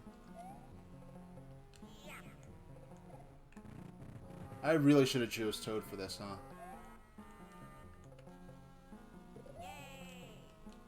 Yeah, there's no way you can get that unless you use the super jump, unless you're playing as Peach, maybe? Because I think, because Luigi's... Oh, man.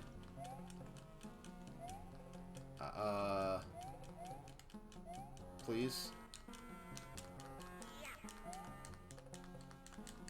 Have I legit just soft locked the game?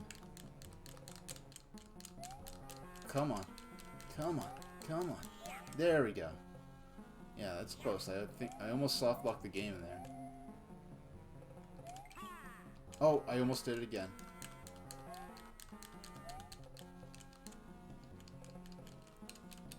Come on. Come on. There we go. Yeah, I don't remember that being quite a problem in the NES version. That throwing the key would make me vulnerable to getting stuck beneath the key itself.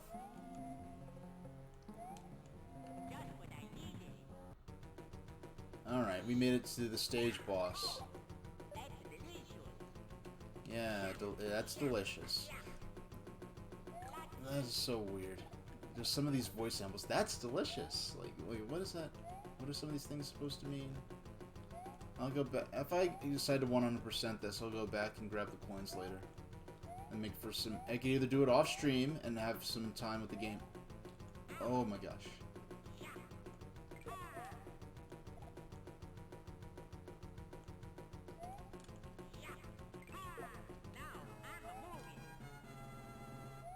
Now I'm a moving. It's like they struggle to give these characters meaningful things to say. So they just like had them say anything.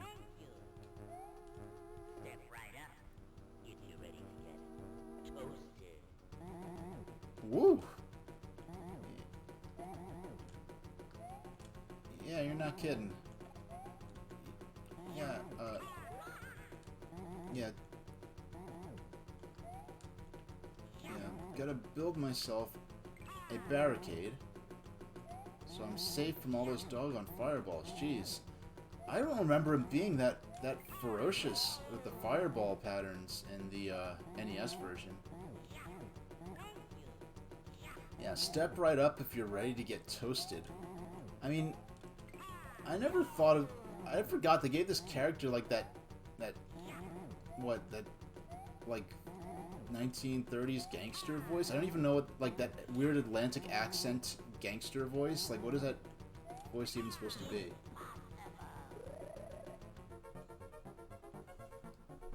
Yeah, I forgot the bosses, other than Birdo, have dialogue.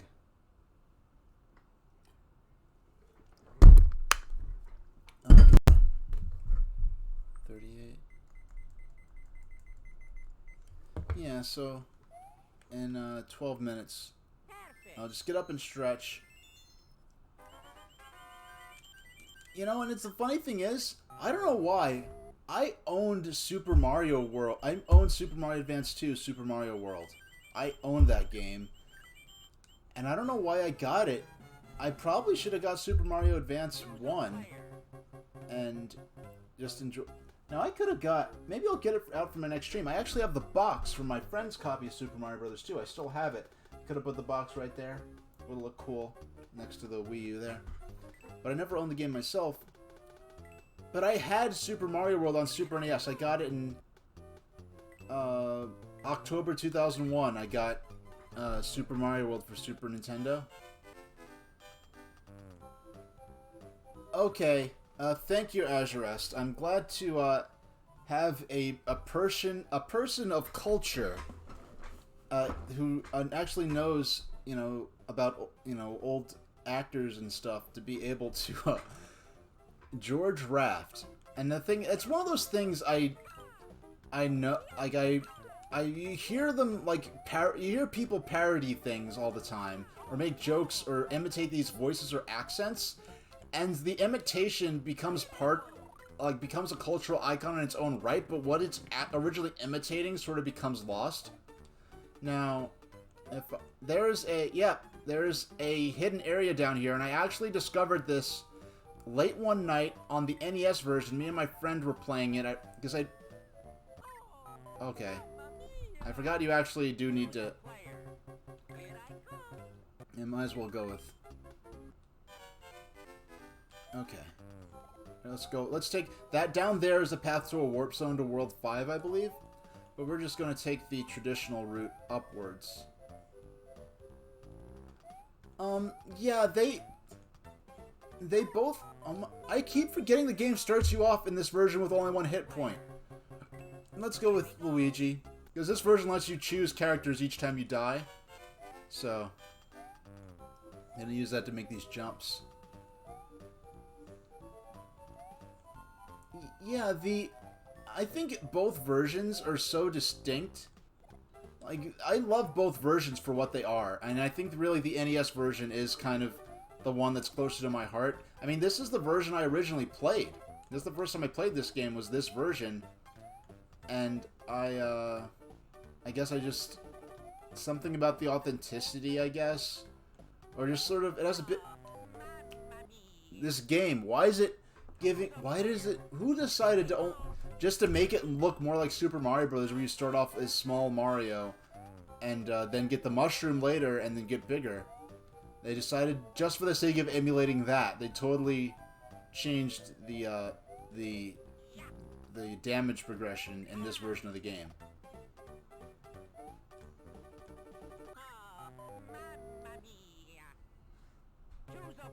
The colors seem washed out, huh? I haven't played... It's been a long time since I played the All-Stars version. But I do like... If you listen to the All-Stars version of this track, this main theme, compared to the... Yeah, compared to the Game Boy Advance version, I really do feel like the Game Boy Advance version is a little better. Well, it's a different composition. It's not just that they try to take the same track and just port it to the Game Boy Advance. They really sort of made a new arrangement of it. And I think the Game Boy Advance arrangement of it is better. Though I do like any version of this song that's appeared over the years. And I love this track so much. I have the MIDI of it and I listen to it. And drive everyone else in the house nuts. Okay. Let's get to the top here. Oh yeah, this is something... Oh, I just barely made that in time. Tundex, I don't know if you heard about this yet. In the Giga leak of all this leaked stuff, in the development logs or development logs for Super Mario All-Stars, the game isn't called Super Mario All-Stars. The game is called Super Mario CD, which implies that Super Mario All-Stars was originally intended as a CD release for the PlayStation.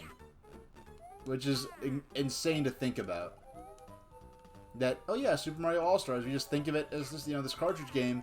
Little did we know that they may have intended this to be a PlayStation game. Back when it was still a joint venture between Nintendo and Sony. Alright, here we go.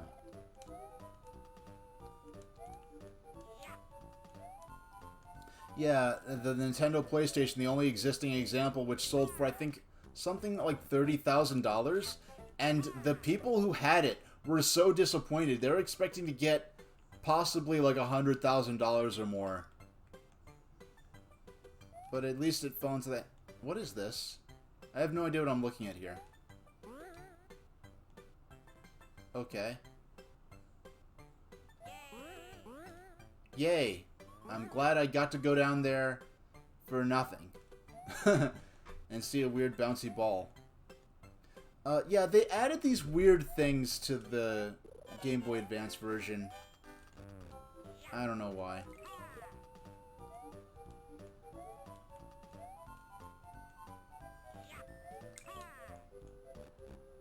There we go.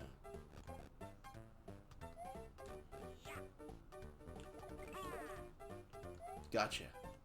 Yeah, I got him, but I wanted to really wait until I was sure I nailed him with the...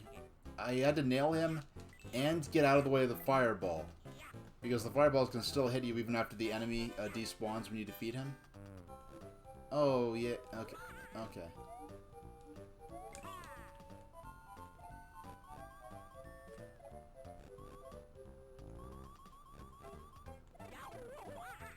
I'm just gonna keep going. I thought I had to go down there to progress through the stage. Because now we're at the...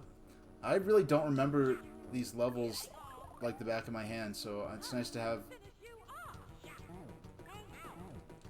What? Okay, I did not realize I was a bottomless pit. I thought I was going to scroll down and there'd be a platform to be on or something like that. And in about 5 minutes, I'll do my water bottle refill break, which should be short. It's not, I'm feeling pretty alright. I just need to get up and just kind of stretch a bit to ensure that I'm able to... Oh no! I once again just forgot. I could, you know, another thing, I keep forgetting that I could choose a different character if I wanted to. Because that's not, the Super Mario Brothers, no other version of Super Mario Brothers 2 is like that. And heck, in Doki Doki Panic, I need, no! I just keep jamming A and I keep selecting Luigi when I don't intend to. Alright. Yeah, in Doki Doki Panic, you actually had to play through the entire game as each character.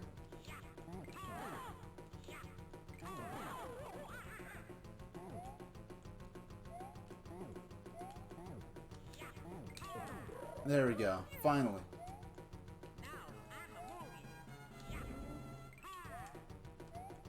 There we go.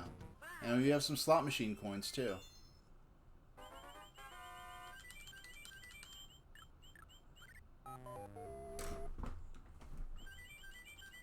Alright.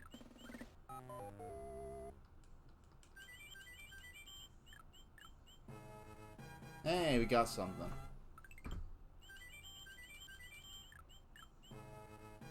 Hey, we got some of those cheap deaths restored to us.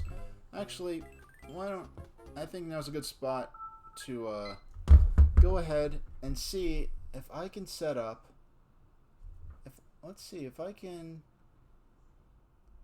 Okay, I just want to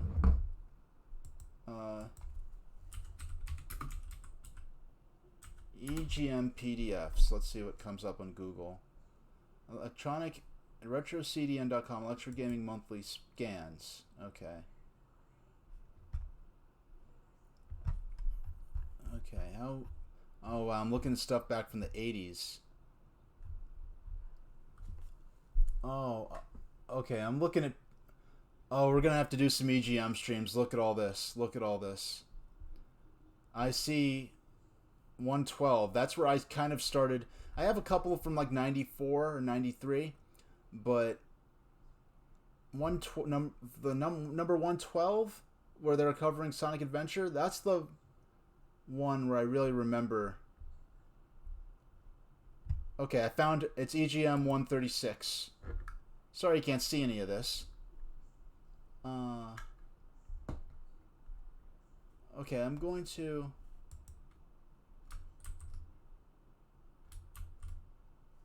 Okay. I'm going to try to add a browser source to this. For educational purposes, might you stream Doki Doki Panic?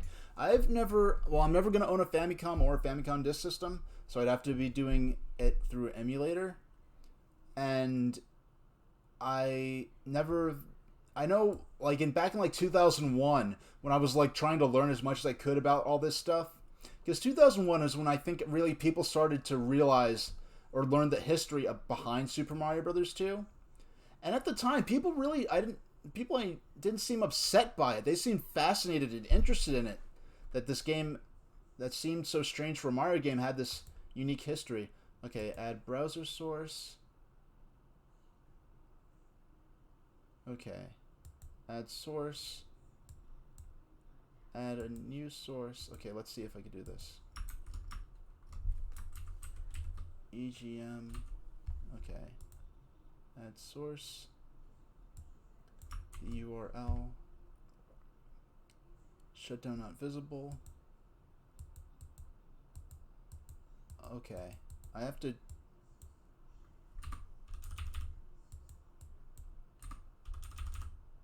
Let's see what... No, it has to be... Okay, you can see something here. No, that's not what I... Excuse me for doing this live. Let's see, if when I interact, what's it gonna do? Okay, it's lagging a bit, excuse me. Why is it taking so long to load? You know what? Is it going to be easier for me to just download the PDF?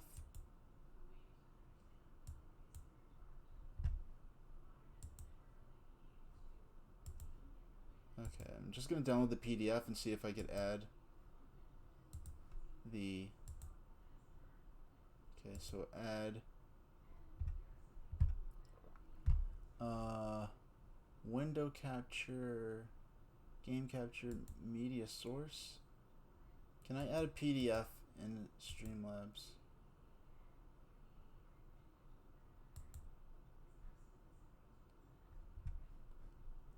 Oh, let's see if I could add, or I could just use the PDF. Yeah, sorry, this is just a unique opportunity. I didn't think of that I could get the magazine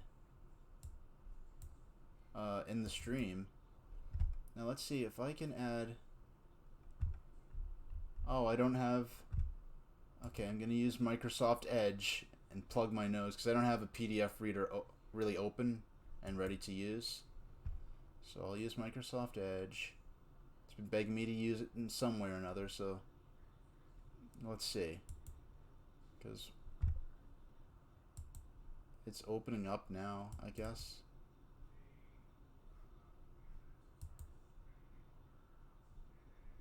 Okay, here it is.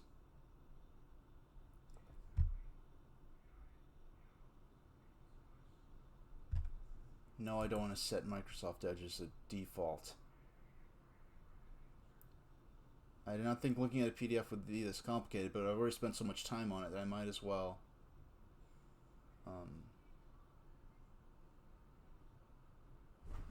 Yeah, so I'm gonna have to get up for like the better part of 10 minutes, but no more than that. Okay, so if I can...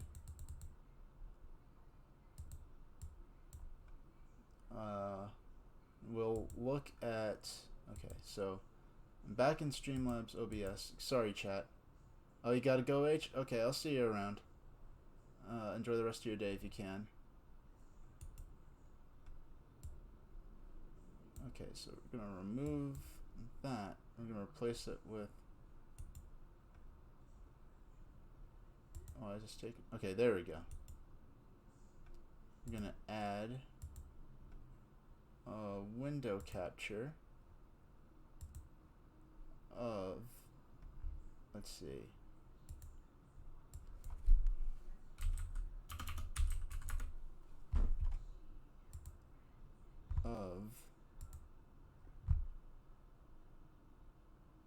Where's Microsoft Edge?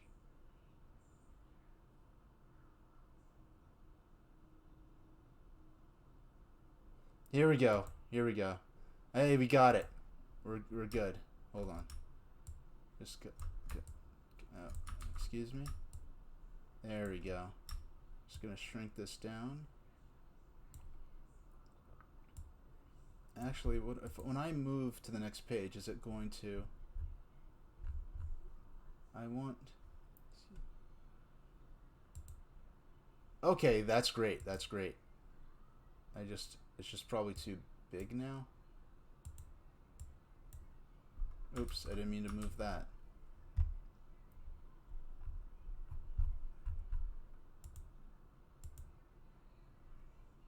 Okay, I think I have to remove it and put it back in. Okay, remove PDF. I'm gonna insert a window capture of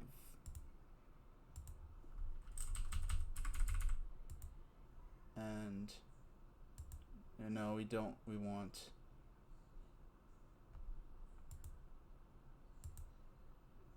the Oh no, I have to do browser. Excuse me. I'm kind of. I'm doing this real time. I don't quite know exactly.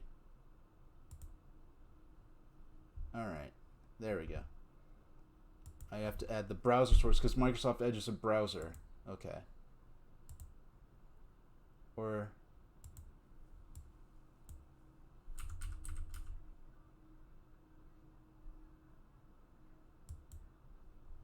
Is that? I got it to look good. No, no. Oh, no, okay. Browser source is like a browser inside Streamlabs OBS. I got it to work. It was on... I saw it on screen.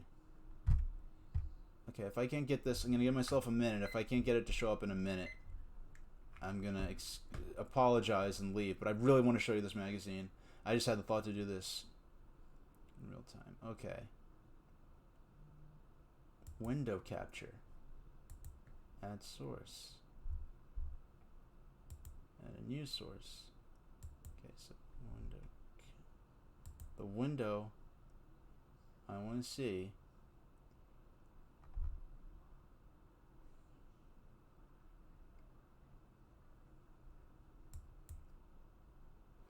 Why isn't... I can't see the magazine... No. Okay, that's my timer. That's my browser.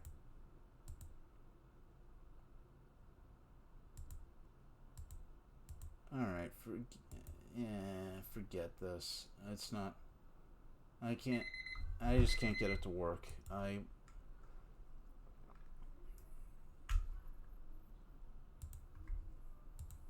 You know what? I'll just do it with the web browser. Like, no, how did I get that to work? Okay. Okay.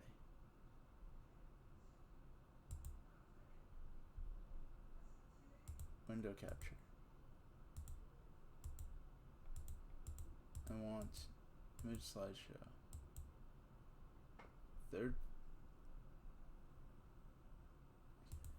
Window capture. Alright. I'm just bleeding viewers right now, excuse me.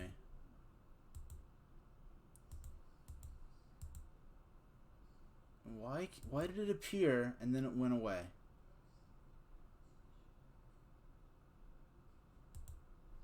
I'm gonna try window capture one more time if nothing comes up.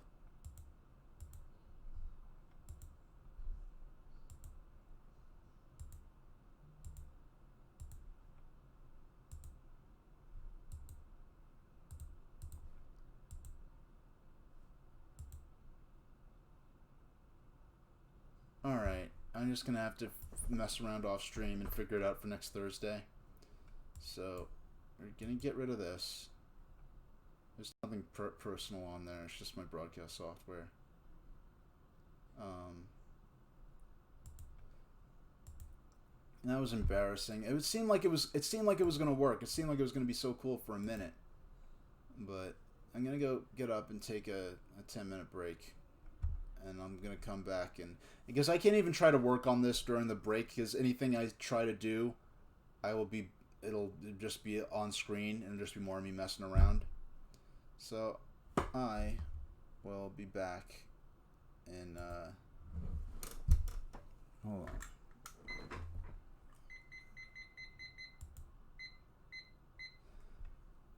I'm back in hold on. Excuse me. Where is it? There we go. Back in 10 minutes. Let me set my timer here.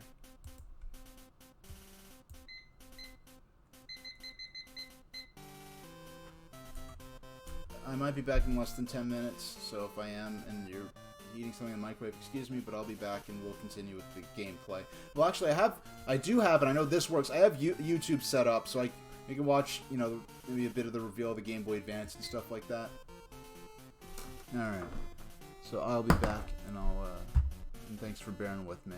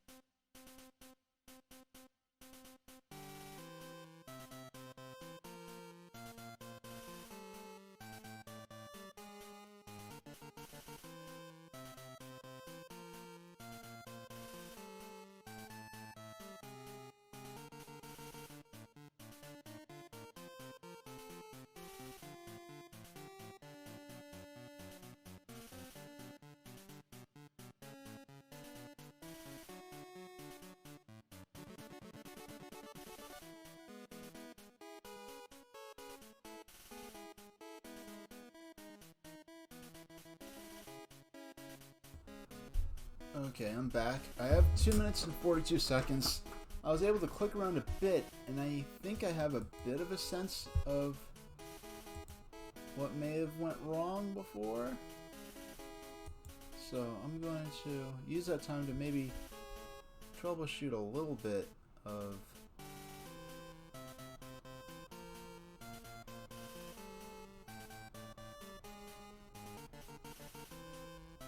let's open with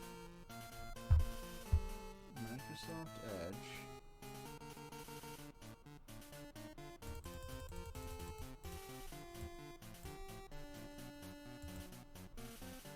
And that's my 1 minute warning for myself. Now, if I can take that,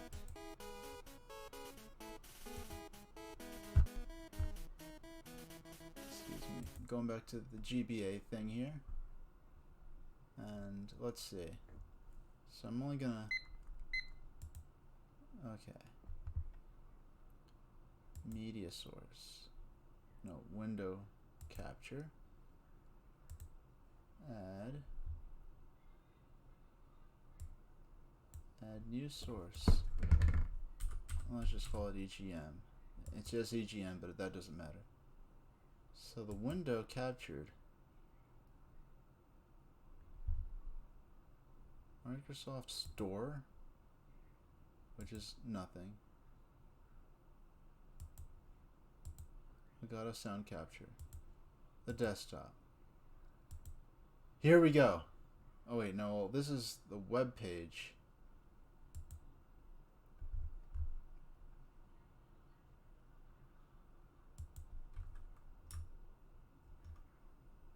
Alright, now can I... Okay, so done. So if I take this and I open it up,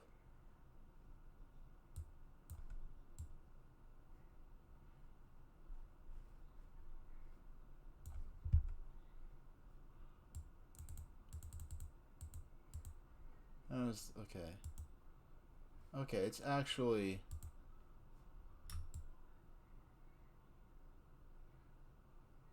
no, I have to. Can I take? You know what? This is just too weird.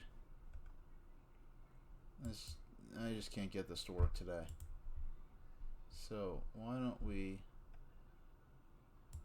get rid of that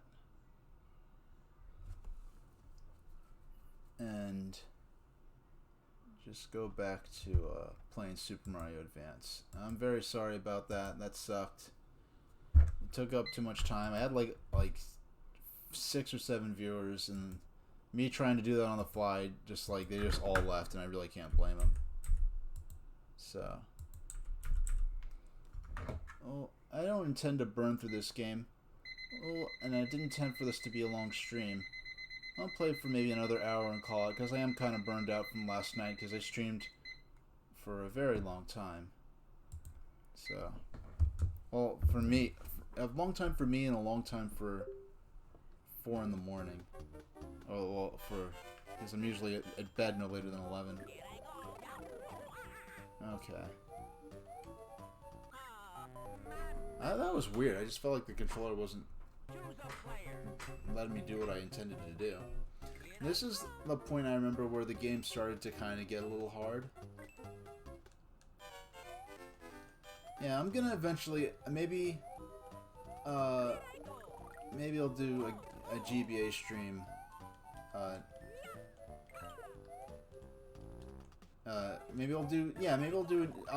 definitely doing EGM streams though. I just have to get it seemed like I got it to work for like a moment, and then I tried to make it a little bit better, and it just never worked again, so. But I'm definitely doing EGM streams. I'm gonna probably do a stream where, like, I'll play, like, maybe Kuru Ren. Thanks, Galacca Boy. Yeah, so just see how far I can get in an hour, and then I'll call it there. Because, I'm still a little whooped from last night. I didn't realize I'd be up that long. Watching videos and stuff. Well, actually, well, I just forgot. I do have this set up, and this should work. What I can show off. Okay, I need to go. Now this is a little bit. Now the coverage, the magazine coverage is better than any video coverage. If you type in Nintendo Space World 2000, you'll find this video. It's just a home video of the Nintendo Space World presentation where they revealed both the Game Boy Advance and GameCube. It's untranslated. Japanese press conferences like this are a lot different from American ones, and it's like 20 years old on top of it. So, well, nearly 20 years old. That's President Yamauchi. This is probably one of the last big public presentations he did.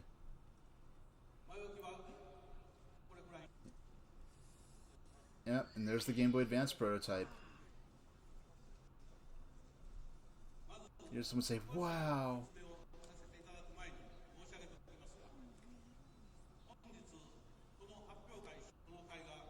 He just talks about it for a minute, and then it turns in. Then he's. And we might as well watch a bit long because he's going to reveal the GameCube too. And how they reveal it is kind of interesting. I don't think anyone really does console reveals quite like this anymore, but.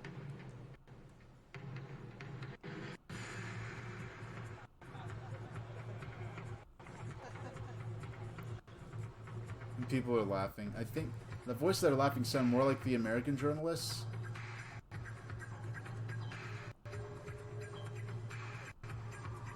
Alright. And we'll get back to Super Mario Advance in a minute. I just want to show like the moment they revealed the Game Boy Advance and GameCube. The Game Boy Advance you just pull out of his pocket and show the prototype. With the GameCube, they're getting really fancy with it.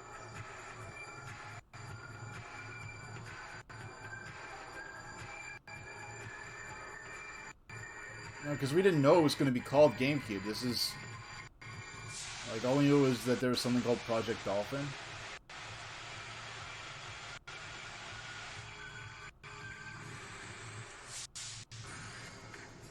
Oh, there's sparks and fire and stuff.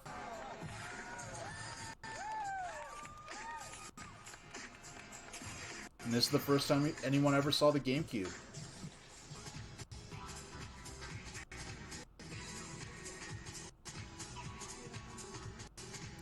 I mean, it's kind of ironic that with an intro like this, it ended up getting the reputation of being a childish system, but... Alright, that's all. You can check that out on YouTube if you type in Space World 2000. Okay, excuse me. There we go. So at least we got to see how the system was revealed. I mean, the Game Boy Advance announcement. I mean, at the time, I remember reading an EGM and just being blown away that they revealed a new handheld and a new console on the same day. Yeah, I do miss the Nintendo live shows. And it's really kind of from 2003 up until 2012. That was really the era when the... Well, 2003 was the last presentation, well, the last Nintendo E3 press conference, where it was really more of a literal press conference. And there are videos that exist on YouTube if you look up Nintendo E3 2001 or 2002. In 2001 and 2002, it was very literally a press conference to the point where they actually had a question and answer session at the end of it with individual members of the press, which is something that even the following year, they didn't do anymore.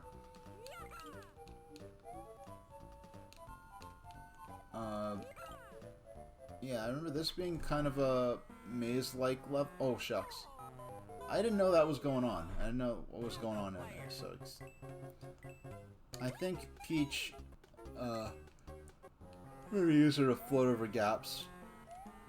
Not that that's too difficult of a gap. I think there's a bit of a puzzle-like element where you have to figure out which bombs to put where. Because you have to try to get the bomb in a place where you can, I guess, get to it in time. Oh, that's just a heart. Which I did need, but... Oh, come on. Yeah, oh, okay, I think I need to... Oh. It's not up here. This is where they start getting really tricky with where they put the mushrooms.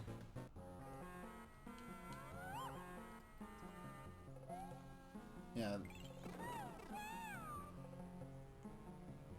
Yeah, so 2003 was kind of the in-between between like a big theater and being like more of a literal press conference where it's a few members of the press asking questions. I'll take Toad for this because he can run quicker. I know I fell down that one jump. It somewhat biased me towards...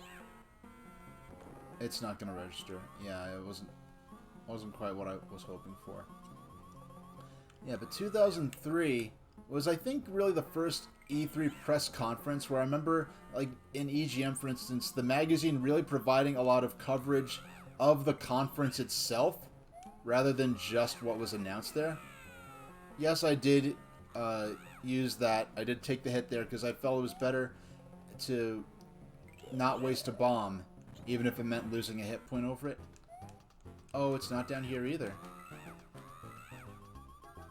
Well, darn it. I'm going to get as many coins as I can for that slot machine if I can't get my mushroom. Yeah, 2003. And that was the E3 where they had the reveal of Pac-Man Versus, and it did not go well. People were using the reveal of Pac-Man... People were talking about the reveal of Pac-Man Versus, and the same way people would be talking about the reveal of the Wii U, where it's just like kind of a confusing embarrassment that left people really questioning if Nintendo could even survive in the modern game industry. And Nintendo even said in that E3 presentation, if Nintendo leaves the home console market, we're leaving video games in general. Because people are saying, hey, you're doing good with your handhelds, why not just stick to handhelds? Because home consoles aren't your thing anymore. I forgot to get the heart. E3 2004 is when Nintendo started to really make their comeback in the GameCube era. Oh, your birthday's next month? You're contemplating getting a birthday cake shaped like a bubble tea drink? Oh, there's a local Asian bakery here that makes them. That's just... yeah, that would be... you like bubble tea that much if you're, know where you can get a bubble tea themed birthday cake. Hey, but if it means something to you, go for it.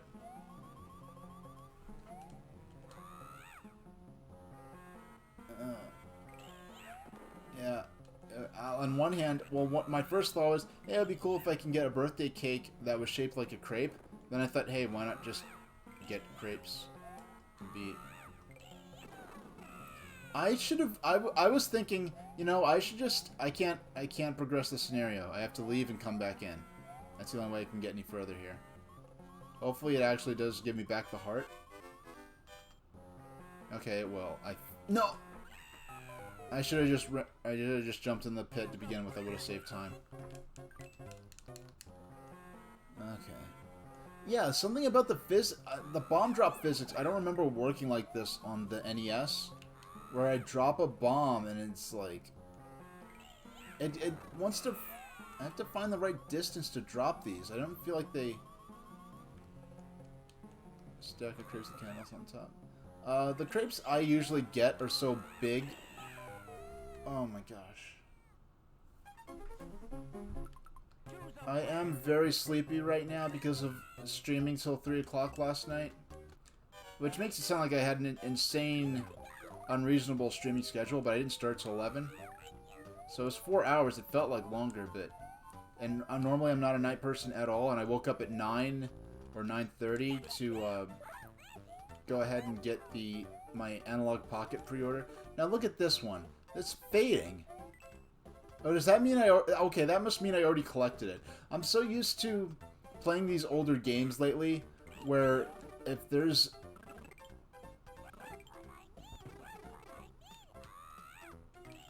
I'm so used to objects flickering as a way to preserve memory in the system.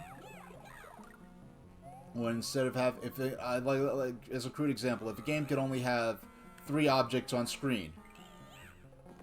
Send a picture of the cake. Are you talking to me or Tundex? Because I don't know any. I I know you. If I ever got a crepe cake, I'd definitely send you a picture of it, Azurest. But I don't know of any place that sells a cake, a crepe-themed cake. I mean, I don't have like a Discord or anything like that. I mean, if you got the cake, you could, I'd just say, I'd find a way that you could maybe whisper me the link if you ever took a picture, and I'd just post it in chat. Because I don't really have a forum or a Discord or anything. It's kind of interesting how Discords have taken over forums to an extent. I just don't like the idea of, I don't dislike Discord. Well, yeah, I kind of do, but I don't. Well, I just having everything so centralized, like all of forums, everything. Yes, I have all these unique forums now. Everything's been taken over by just Discord, and oh yeah, yeah, you can. Yeah, Azurus wants to see your cake. So if you end up getting the cake ordered, if you end up going with that idea, you can go ahead and whisper me the link to the photo, and I'll post a link to it here. Because I have links blocked because I was getting like offshore Bitcoin casinos trying to spam links in my chat. So I actually had to go and block all links. I mean, I don't even have any mods yet. So, because I have never had more than like 10 people in chat at once, excluding once I got raided by Pete Dorr and I suddenly had like 60 people in my chat. But that's not something that happens every day. So I'm really not so worried about mods at this point. I really haven't needed to, Yay, we finally got through this. Now, did I...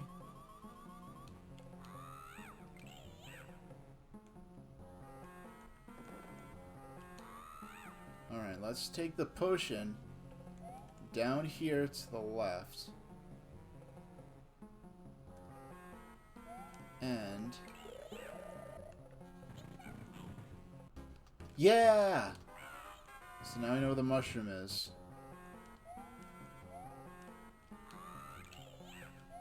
Oh my...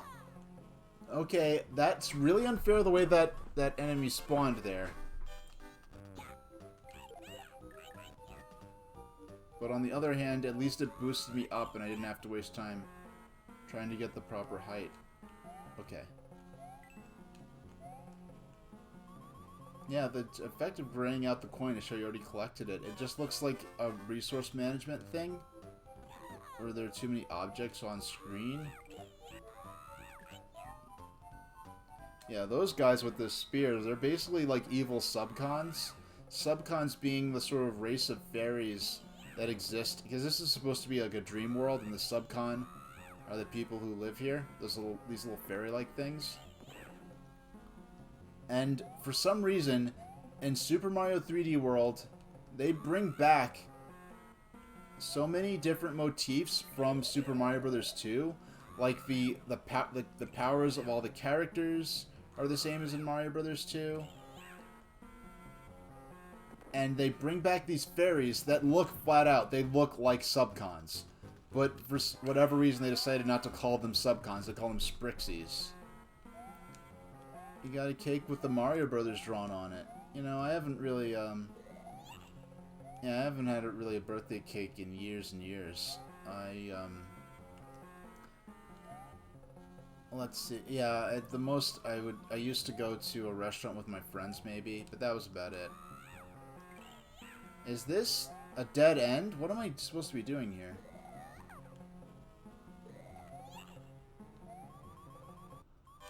Oh, I guess... I didn't realize this is a different path than what I originally come down. Alright, now we're on the way to, Alright, this is not a very risky arena. I mean, the first one of these we encountered shot eggs and fireballs, and it would shoot... oh, I didn't mean to get that. It would shoot through... it's a... okay, finally some fireballs. It was just shooting nothing but eggs, like a pink birdo.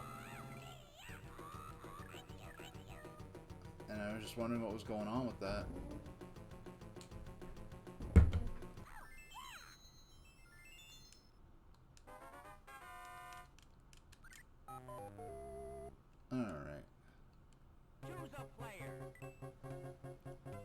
Luigi. I have no idea. I might as well pick Mario because he's the most average character. Yeah, I'm not sure what to quite expect out of this stage. I really don't remember. I remember certain general set pieces, like, or some levels that are themed around a certain gimmick or mechanic. But I don't really remember much about, oh, this is the level where I need, it's not like in World 2, where I was like, okay, I need Toad here because, hey, the first appearance of Bob Oms. It became a Mario staple, moving forward.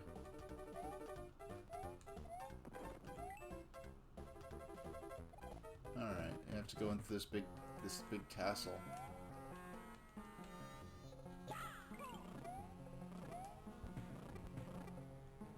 Whew.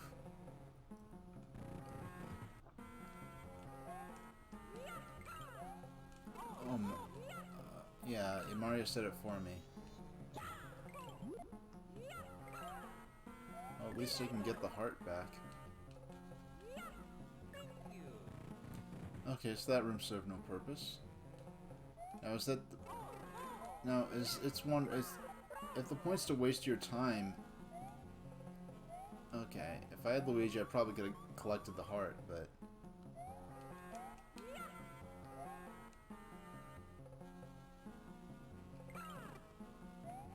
Okay, let's see what I can get to by going over the top here.